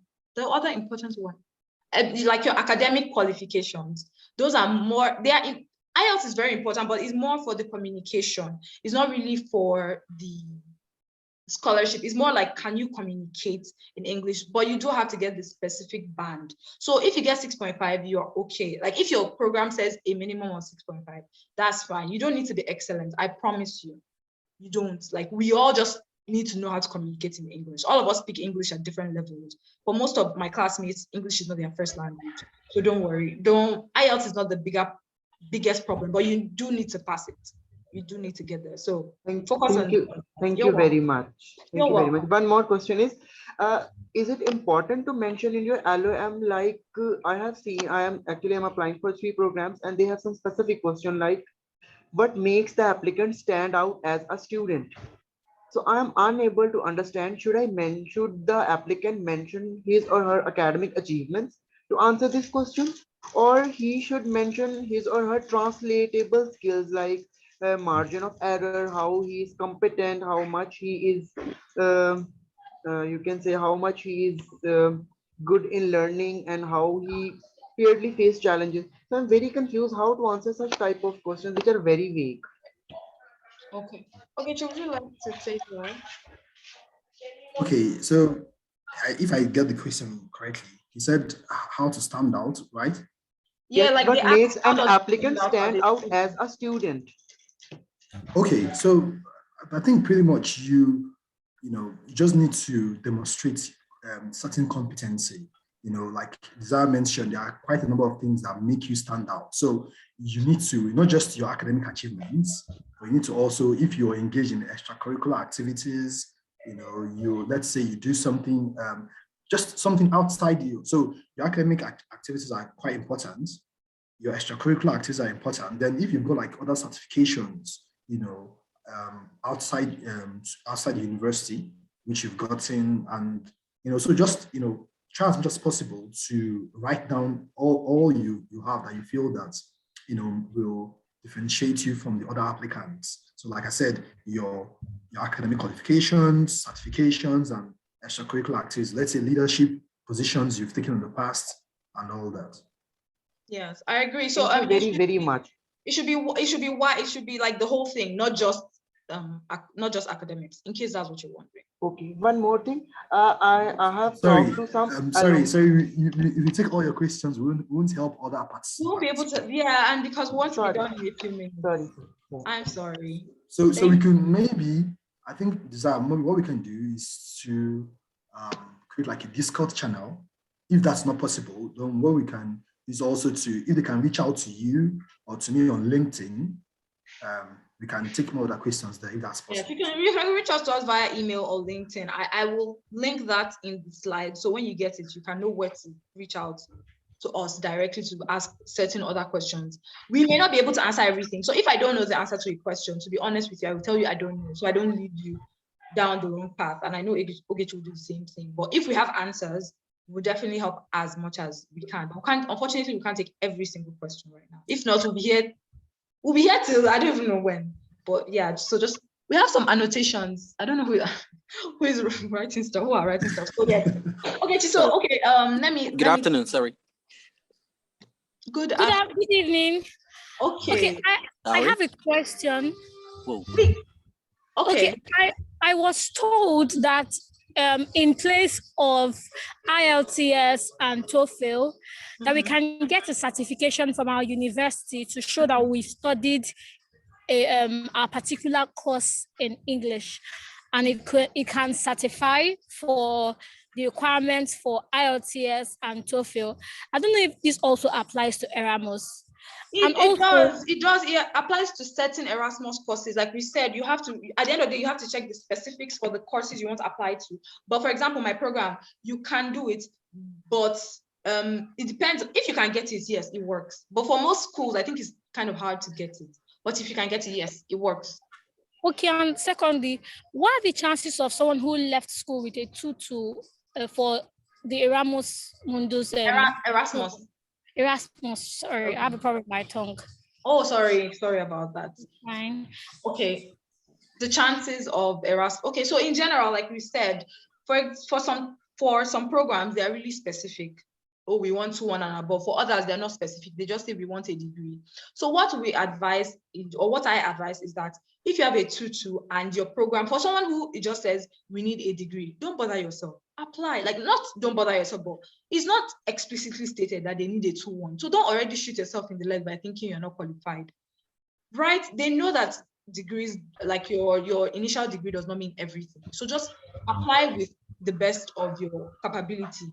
Do the best you can. However, if it specifically says, oh, we want a 2-1 in so and so, write to the coordinators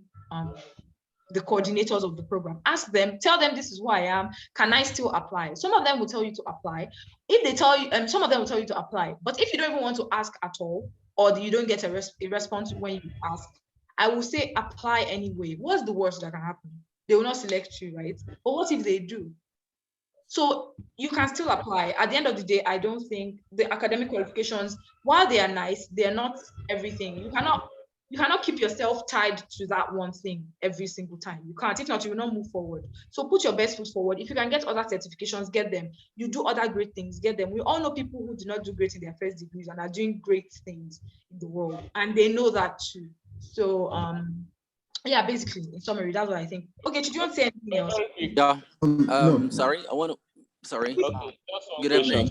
We kind of, there are too many people. Sorry, we can't. So we can't quite.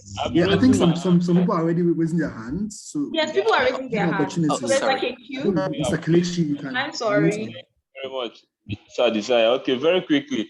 I got a conditional offer from the university I applied for. That's the University of Glasgow. So I'm quite confused because I applied early and I got this conditional offer. I want to know if Erasmus Modular Scholarship operates in this way. The coordinating university could give a conditional offer, then Erasmus, probably after the interview, will now give her the scholarship. The conditional offer is separate from the scholarship. So when I saw the email from the university, I was so confused, but this is not a scholarship. So I want to know if it is possible that the conditional offer will precipitate the scholarship. Thanks. Did you apply for the scholarship? Yes, I applied for the scholarship. They got my details through the application for the scholarship. Okay, so the school separately sent you? Yes, ma'am. A conditional offer. No, I don't believe they are not connected. They are not. But did you reply at least? Like, did you? I have not replied because I don't know the next step to take. So you have to. I would advise that you reach out to the school. However, I do not think it's not an Erasmus. Like Erasmus, if they do not pick you for the Erasmus scholarship directly, then for Glasgow programs, you'd have to be admitted first before you can be considered for the scholarship. This is what Sarah says. Sarah, is it possible for you to connect with this person asking the question? Because I personally have not heard of it. I would gladly love to. I dropped my email. Okay. Okay. All right. Okay. Thank you. Okay. Do you know about this? Because honestly, I don't know. No. It's quite strange, to be honest. Yes. I think he should connect with Sarah. Maybe Sarah has a whole lot of information. Because I know someone that is in Glasgow right now and he applied for Erasmus and his Erasmus he's doing. So after Glasgow, he will move to somewhere else. So they seem to be two different strange. Yeah. Yes. Okay. So please send Sarah a DM. Just check on the list of participants and see Sarah. Okay. A. Thanks so much. You're welcome. So we have Sorry, there's someone question. that's been raising her hand for you. Sorry. Luna. Good evening. I'm from Cote d'Ivoire. My name is Timothy. Good afternoon. Sorry. So the thing is, we really need to have some form of order because some people have been raising their hands. I'm sorry, Timothy. Can you just raise your hand? The problem is that I have problem with my screen, so I cannot raise my hand. That is why I cannot raise my hand before I have the floor. Sorry. I'm deeply sorry. So yeah, we can take you next. Okay. We can take you next after Luna. Yeah. Yes, after Luna. Oh, hi. First of all, thank you for this amazing presentation. It's really helpful. Well, my question is about money. I don't have any source of income if I apply the Erasmus Mundus scholarship, but I really want to know if the money they give you is enough to cover all, or I should, I don't know, maybe look for another source of income. Okay. Okay, please, can you take this? Okay. I think it depends. So for the Erasmus Mundus scholarship, after you get the scholarship, they don't fund you. So you run around, getting your visa, and maybe you want to get your passports and all this. So you're required to do this with your own funds. You're also your travel expenses also. So you're required to make all the expenses yourself. But on arrival at your first country of mobility, they give you some money, like they give you 3,000, depending on where you're coming from. I think for some locations, they give about 4,000 euros. So they give you that amount. They give you, 1,000 euros for installation costs and 1,000 euros successively for the months you're staying there. Like Zaya mentioned, you also get travel expenses the second year if yours is a 2 years program. So I think the money is enough to cover your expenses. For people who stay, whose countries of mobility are like Poland or Turkey, like this is a whole lot of money, compared to, because once you check it against the euros, you find out that it's a whole lot of money. But if you're in a country like the UK, the British pound is much more than euros. So if you like manage the maybe your housing, and as a student you don't spend extravagantly, I think the money will be enough to cover your expenses and every other thing you might be needing. So I don't think you need to source for income or source of money to cater for yourself after you've gotten the scholarship. But maybe you might need money to get for your travel expenses, for your visa, and maybe other expenses you might need to make while you're in your home country. I agree with everything he said. In general, I think money is okay if you manage it properly, but you need money to get to the country, to your coordinating country. So yes, that's about it. I hope that answered your question. So we have. Thank you so much. You're welcome, Luna. So we have Abba Ali. No, sorry, Uba, let's the guy from Cote d'Ivoire just. Oh yes. Timothy, if you're still here. Yeah, good evening. Okay, good evening. Yeah, I'm very glad to hear you and to see you. I'm from Cote d'Ivoire. My name is Timothy. My questions is about the work experience. Today I have my bachelor degree 3 months ago, and during this period I did not work for money, but while I was doing the course for a bachelor degree, I was working in some NGO, but it was volunteer work. So I just want to know if I can consider that as work experience and I can include it in my CV, So this is the question. So can my volunteer work experience be considered as professional work experience? So this is the question. Yes, it can. It's in short terms. Yes, it can. There are even people that get this scholarship without work experience. So while work experience will contribute to it. Like we said, it's not just about any specific thing, it's a collation of many things. So yes, it's very valid. So do not underestimate it. Work is work, whether volunteer or not volunteer. So yes, it is. It's very valid work that you've done so far. So incorporate it. Thank you so much. Have a nice day. Thank you. You too. Bye. Thank you. So Abba Ali Yarima Mustafa, if you can hear us. Yeah, I can hear you. Thank you so much, Precious, for the presentation. So just making it snappy. I asked the question earlier when you started mentioning the question, but unfortunately you stopped. Is that can someone from education successfully transition to social science? Just giving a practical example about myself, I studied agricultural education as my bachelor's degree, but I have like a tremendous work experience around the aspect of political science, security, and I have been working there for long. Now I want to transition into international masters in security, intelligence, and strategic studies, which is social political science course, of course. So have you had any experience of anyone that you know who had successfully transitioned from one aspect of a background of study to another one, maybe from education to social science? Is that possible? Thank you. What I want to say. So I would say something first, and I believe Ogechi will obviously. So yes, I have seen people transition. Okay, please mute your microphone. Thank you. We'll be done really, really soon. Let us just help each other out this evening. So I have seen people transition from one aspect to the other. You already said where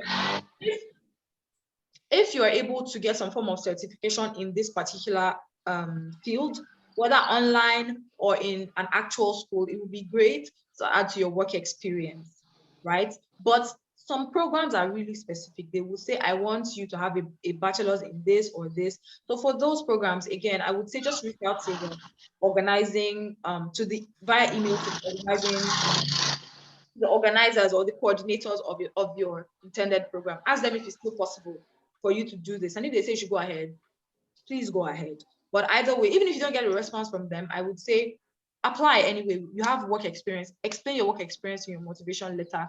There's no harm in trying. There's just no harm in trying. But I know people who have successfully pivoted from one aspect to the other. Okay, do you want to say something regarding, because this is a very common question actually. We got it a lot of times in different forms. Yeah, just an add-on, I wouldn't say much, just to emphasize what Zara said. Since you have the work experience, and once you can demonstrate that you're, quite passionate about it and you have what it takes to do very well on the course, yeah, give it a go. I feel they'll prioritize your, your experience, your work experience, prioritize it, and they'll give you a chance. Okay. Thank you. That's true. I agree with that. So I'm going to have to go to the chat box now to look for a question, because we've taken people who have been raising their hands and we haven't done any with the chat box or the questions that we had sent before. So we have some questions here. Okay, so please, if you see any question, please, you can start up. I'm trying to find one from the multiple that we have here, and I'm just trying to see which one to pick first. So many questions, my God. So many. I've been trying to, send messages to their inboxes for anyone I find, but I think somebody's saying, does having research experience, which is not relevant to cosmetics, really give an important impression? Okay. I think that's directed to you. I think that's directed towards me. Okay, yes, perfect. So yes, it does. Any form of research that is science-based is good for my program. I'm not saying it's entirely necessary, but it definitely will add points to you. It doesn't have to be in the cosmetic industry. Just present your research. Your research is valid. Your research is important, because this is a program that is heavily based on research and development. So it doesn't have to be research and development of cosmetics, but yes, it is. It is very, very relevant. I also have one more here that says, hello, Desire, I have a question specific to the emotion program. Did you choose the non-clinical research or the clinical research pathway for the second year? Also, could you please explain a little bit about how the two pathways are different? So in this case, I'm still in my first semester, so we haven't we've chosen, but this is just within ourselves. We haven't told the consortium yet. We're supposed to tell them in January. And the difference between the two pathways, honestly, I will have to just tell you, first of all, to check the website. It is very, very important that you check the website. However, if you feel like the website is not clear enough for you, you can send me an email. I will leave my email at the end of this. My email is ubadesire@yahoo.com, but it will still be linked in the end of this slides, so you can go through that. But honestly, I promise you, there's so much information on the Emotion Master website. You can check it out, but of course, you can reach out to me, and I'll give you more information from what the previous intakes have told us. But just be rest assured that the two pathways are actually quite different in general, whether you go to Spain or to Belgium. What other questions? Oh my God. Does the recommendation letter have to be on letterhead? I recommend that it is. Please, as much as possible, please let it be on a letterhead. Let it have an actual signature and not just the person's name. That will just increase the trust, basically, in it. Can I apply? Can you apply without doing NYSC? Yes, you can. You don't need to do NYSC. They don't really care. They don't know about NYSC. The EU does not care about NYSC. Okay, so please, if you find any questions, because I can see lots of them, but my head is everywhere right now. Okay, can you tell about? So let's say, okay, go on. Can you tell the formula that calculates points? Honestly, this one about points is always clearly stated on the website. That one is, and it differs from program to program. So I can't tell you exactly. So just go. I know I'm saying this 10,000 times, but go to the website. You will see places where they will say 0 to 4. Some will tell you 0 to 3. They will tell you which one is more important. So if you decide to focus more on that one, you will see it on the website. But everything is on the web. For example, on the Emotion Master website, we have it in the scholarships page, the page that tells you about the scholarship applications. If you just go there, it's there. Okay. Somebody said, please, I studied quantity surveying from environmental science. Can I apply for BEAM or help me other program that can be of better opportunity for my profession? Wow, quantity surveying is really related to BEAM. There's a whole lot of stuff you can do with BEAM as a quantity surveyor. So yeah, we need people like you to apply for the program, or the organizers need people like you, to apply. There's a whole lot of stuff, quantity surveying and architects, structural engineers, just about it, mechanical engineers, plumbing, electrical, just anybody around the building industry can apply for the BEAM master's program. Yes. So someone is asking if the Europass CV format has changed. Yes, I think they changed it earlier this year or something. So it has kind of changed actually. Just look for the updated Europass CV. They just changed the way it looks, but they didn't really change what it actually contains. So go just whatever format you see right now on the Europass website, please use it. Don't use anyone that any of us used years ago. Just pay attention to what is obtainable right now. We also have a question that says, I have some experiences that I would say are not big or top notch. For instance, volunteering with the UN, WHO. How can I use these small experiences to shine in my CV and essays? Give them numbers. What exactly did you do? Did you do something that impacted 500 people? Did you do something that's did you write an article that was published somewhere? Whatever it is that you did, whatever volunteer work that you did with the UN and WHO, because those are not small names at all. Just put it with as truthfully as you can, but don't make it seem small. So use numbers. A trick that I always advise people to do is to use numbers. Say you did this and you did this in so and so number, or use percentages. Percentages sometimes make things seem bigger than they actually. So let's say, for example, 50% of 20 is 10. So it can be better for you to say 50% than to say 10. Those are like tricks that you can use. Sure, don't lie. I will never tell you to lie, but you can amplify what you did, basically. I think I let me just add something to that. Like you said, there's a way to write, your experiences. So using like CARO, context, action, and results. You write about the context, what you did as your action, and what was the result. You know, like you said, you worked in the United Nations, so that's a context, that's a place. You know, did you help people? Did you calculate population growth? Did you calculate the amount of countries that were giving funds during the COVID period? What action did you do and all that? Then what was the result from what you did? So I think if you can use this formula, which is context, action, and result, to write, you know, your experiences, I think that would just come out very good. Yes. So I think, okay, we may only be able to take, like, you may take one question, I'll take one question, and we would have to go, just so that you know, everybody can go and use their evening, the rest of their Sunday evenings or the rest of their day. I would say, okay, let me just answer what my biggest challenge with this scholarship was, applying for the scholarship was. Oh, I just saw this. How many scholarship slots are specifically for Africans? There's nothing like that. There's no scholarship slots for Africans. However, you cannot take more than 3 students per country. So for example, in Ogechi's class, there are 3 Nigerians. They can't take 4 Nigerians. But for example, I'm the only Nigerian in my class, so they could have still taken two Nigerians. So there's no Africa slot, just countries, 3 per country, and that's about it. Now, my final question I'm going to answer is, I had it here.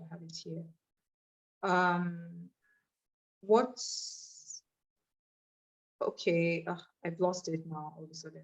So I would say, how can I be a competitive candidate for the Emotion Master Program if I study biotechnology and I have no experience with the cosmetic industry? You studied biotechnology, so you're already on the right path. We have chemical engineers in my class. I think we do have someone that studied biotechnology in my class. So basically, I would say if you can do some research work, that would be great. If you can take any courses in cosmetic sciences, that would be great. If you could show on social media that you're passionate about this or you're interested in this, that would also be great. If you could tell them why you're deciding to do cosmetic sciences, what is your reason? Like, you have to have something that will capture their thoughts, and it cannot just be that you want to do Erasmus. You can look for, if you cannot find a way to coin something for emotion, you can look for other programs that are directly related to biotechnology. And I'm very sure that the catalog has programs like that. And if you think you can prove yourself better there, then you would I'd recommend that you do that instead. But for emotion, just prove that either you are passionate about it, or like passionate about the cosmetic and dermatological or pharmaceutical industry, or via either your work or courses you take, or social media sharing, stuff like that, places that you can see that you are just generally interested. In general, you do not have to, in general, you send the referee's letter yourself for most of the programs, but I don't think it's all the programs that you do that for. For some of them, they will require that the person that gives you the recommendation sends to them. But for the most part, they send it to you, and then you send it with your application. So, Ogechi, I think I will have to stop here, and you could just. Okay, just to answer a question that relates to my course, somebody was asking, you know, what do I need to do to get into the BEAM Masters program? Like I said, you know, on the BEAM website, there are a whole lot of stuff there. Like I said, you need to write like, you know, very good personal statement or SOP, and get your TOEFL or your IELTS, as the case may be. And but most especially, I think you need to demonstrate, you know, demonstrate your competences, like what you've done before. You know, I think this will help you stand out. You know, what your interests are, and how you hope to make use of the skills or the knowledge you get after, you know, the program. You know, so you need to, you know, pen this down or while writing your motivation letters, because, you know, most people, like Zah says, you just you find out that the course is doesn't interest you anymore, and, you know, and they don't want that because they're spending a whole lot on you. So they want to see that you have like a plan, like a timeline, you know, for what you want to make out of the program after you're done. So, you know, so you need to tell them from your current state to where you're going to. Do you want to become a BEAM coordinator? You want to become a BIM manager. So look out for roles in the BIM industry and try to tailor your application, to those roles, how the course is going to help you become, a BIM manager or a BIM coordinator, as the case may be. So I think these are the things. So I just want to emphasize the fact that your motivation letter, your recommendation letter, and your academic qualifications are really, really important, to help you scale and to give you an edge over other candidates. So thank you so much, everyone. We unfortunately have to stop here because we were supposed to have this for less than 2 hours, but it's been over 2 hours. And let me just put some concluding words.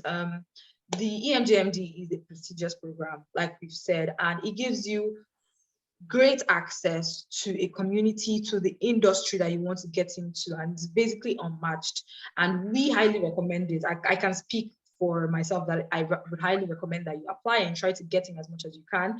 However, I want you to also know that it's not an easy program. It is intense. You will take your time. It is a lot of work. It's a lot of work, but it is definitely worth your time and worth everything, because at the end of the day, you're also taking your time to do this program. Thank you so much. Okay, do you have any final words to give our people? No, I think I might just say just don't give up. Don't give up. Don't give up. You can do it. You don't have to have all the experiences in the world. You don't have to maybe you've invented or something like that. No, I think if you can just put in that effort, I think you can make yourself stand out, and you might just be one of the candidates for next year. So yeah, don't give up. Yeah, so thank you everyone. Grazie, as we say here in Italy. Enjoy the rest of your evening. Ogechi, I cannot thank you enough for coming through at such a short time. Thank you so much. Thank you for helping out everyone here. Everyone, thank you so much. I would update this with Ogechi's contact. Like, he will tell me whether LinkedIn or email, and I'll just add it to the slides and add it to the email that I will send. I will send the email either tonight or tomorrow morning, depending on how long it takes to upload this video to YouTube. So thank you so much everyone for coming, and we wish you the absolute best. Send an email, reach out to us later. Have a good evening and have a great week. Enjoy Christmas too. Take care. I will be ending the meeting now. Bye. Bye, Ogechi. Bye, everyone. Bye. Yeah, bye. Bye. Thank you.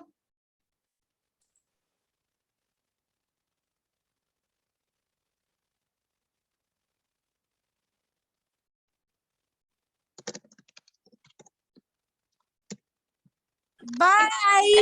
Thank you. Bye. Have a great evening. Bye. Didi, Bye. Bye. Daddy, oh my God. I'm going to have a recorded version of this. Bye. Yes, bye. You will get it. Yes, you will get a recorded version and the slides too. Oh my gosh, I can't believe my entire family is here. Bye. Mommy, come and tell Desire bye. Mommy, bye. Thank you. Bye. Yes, Mommy. Bye. Bye. Everyone, thank you. All the best. Thumbs up.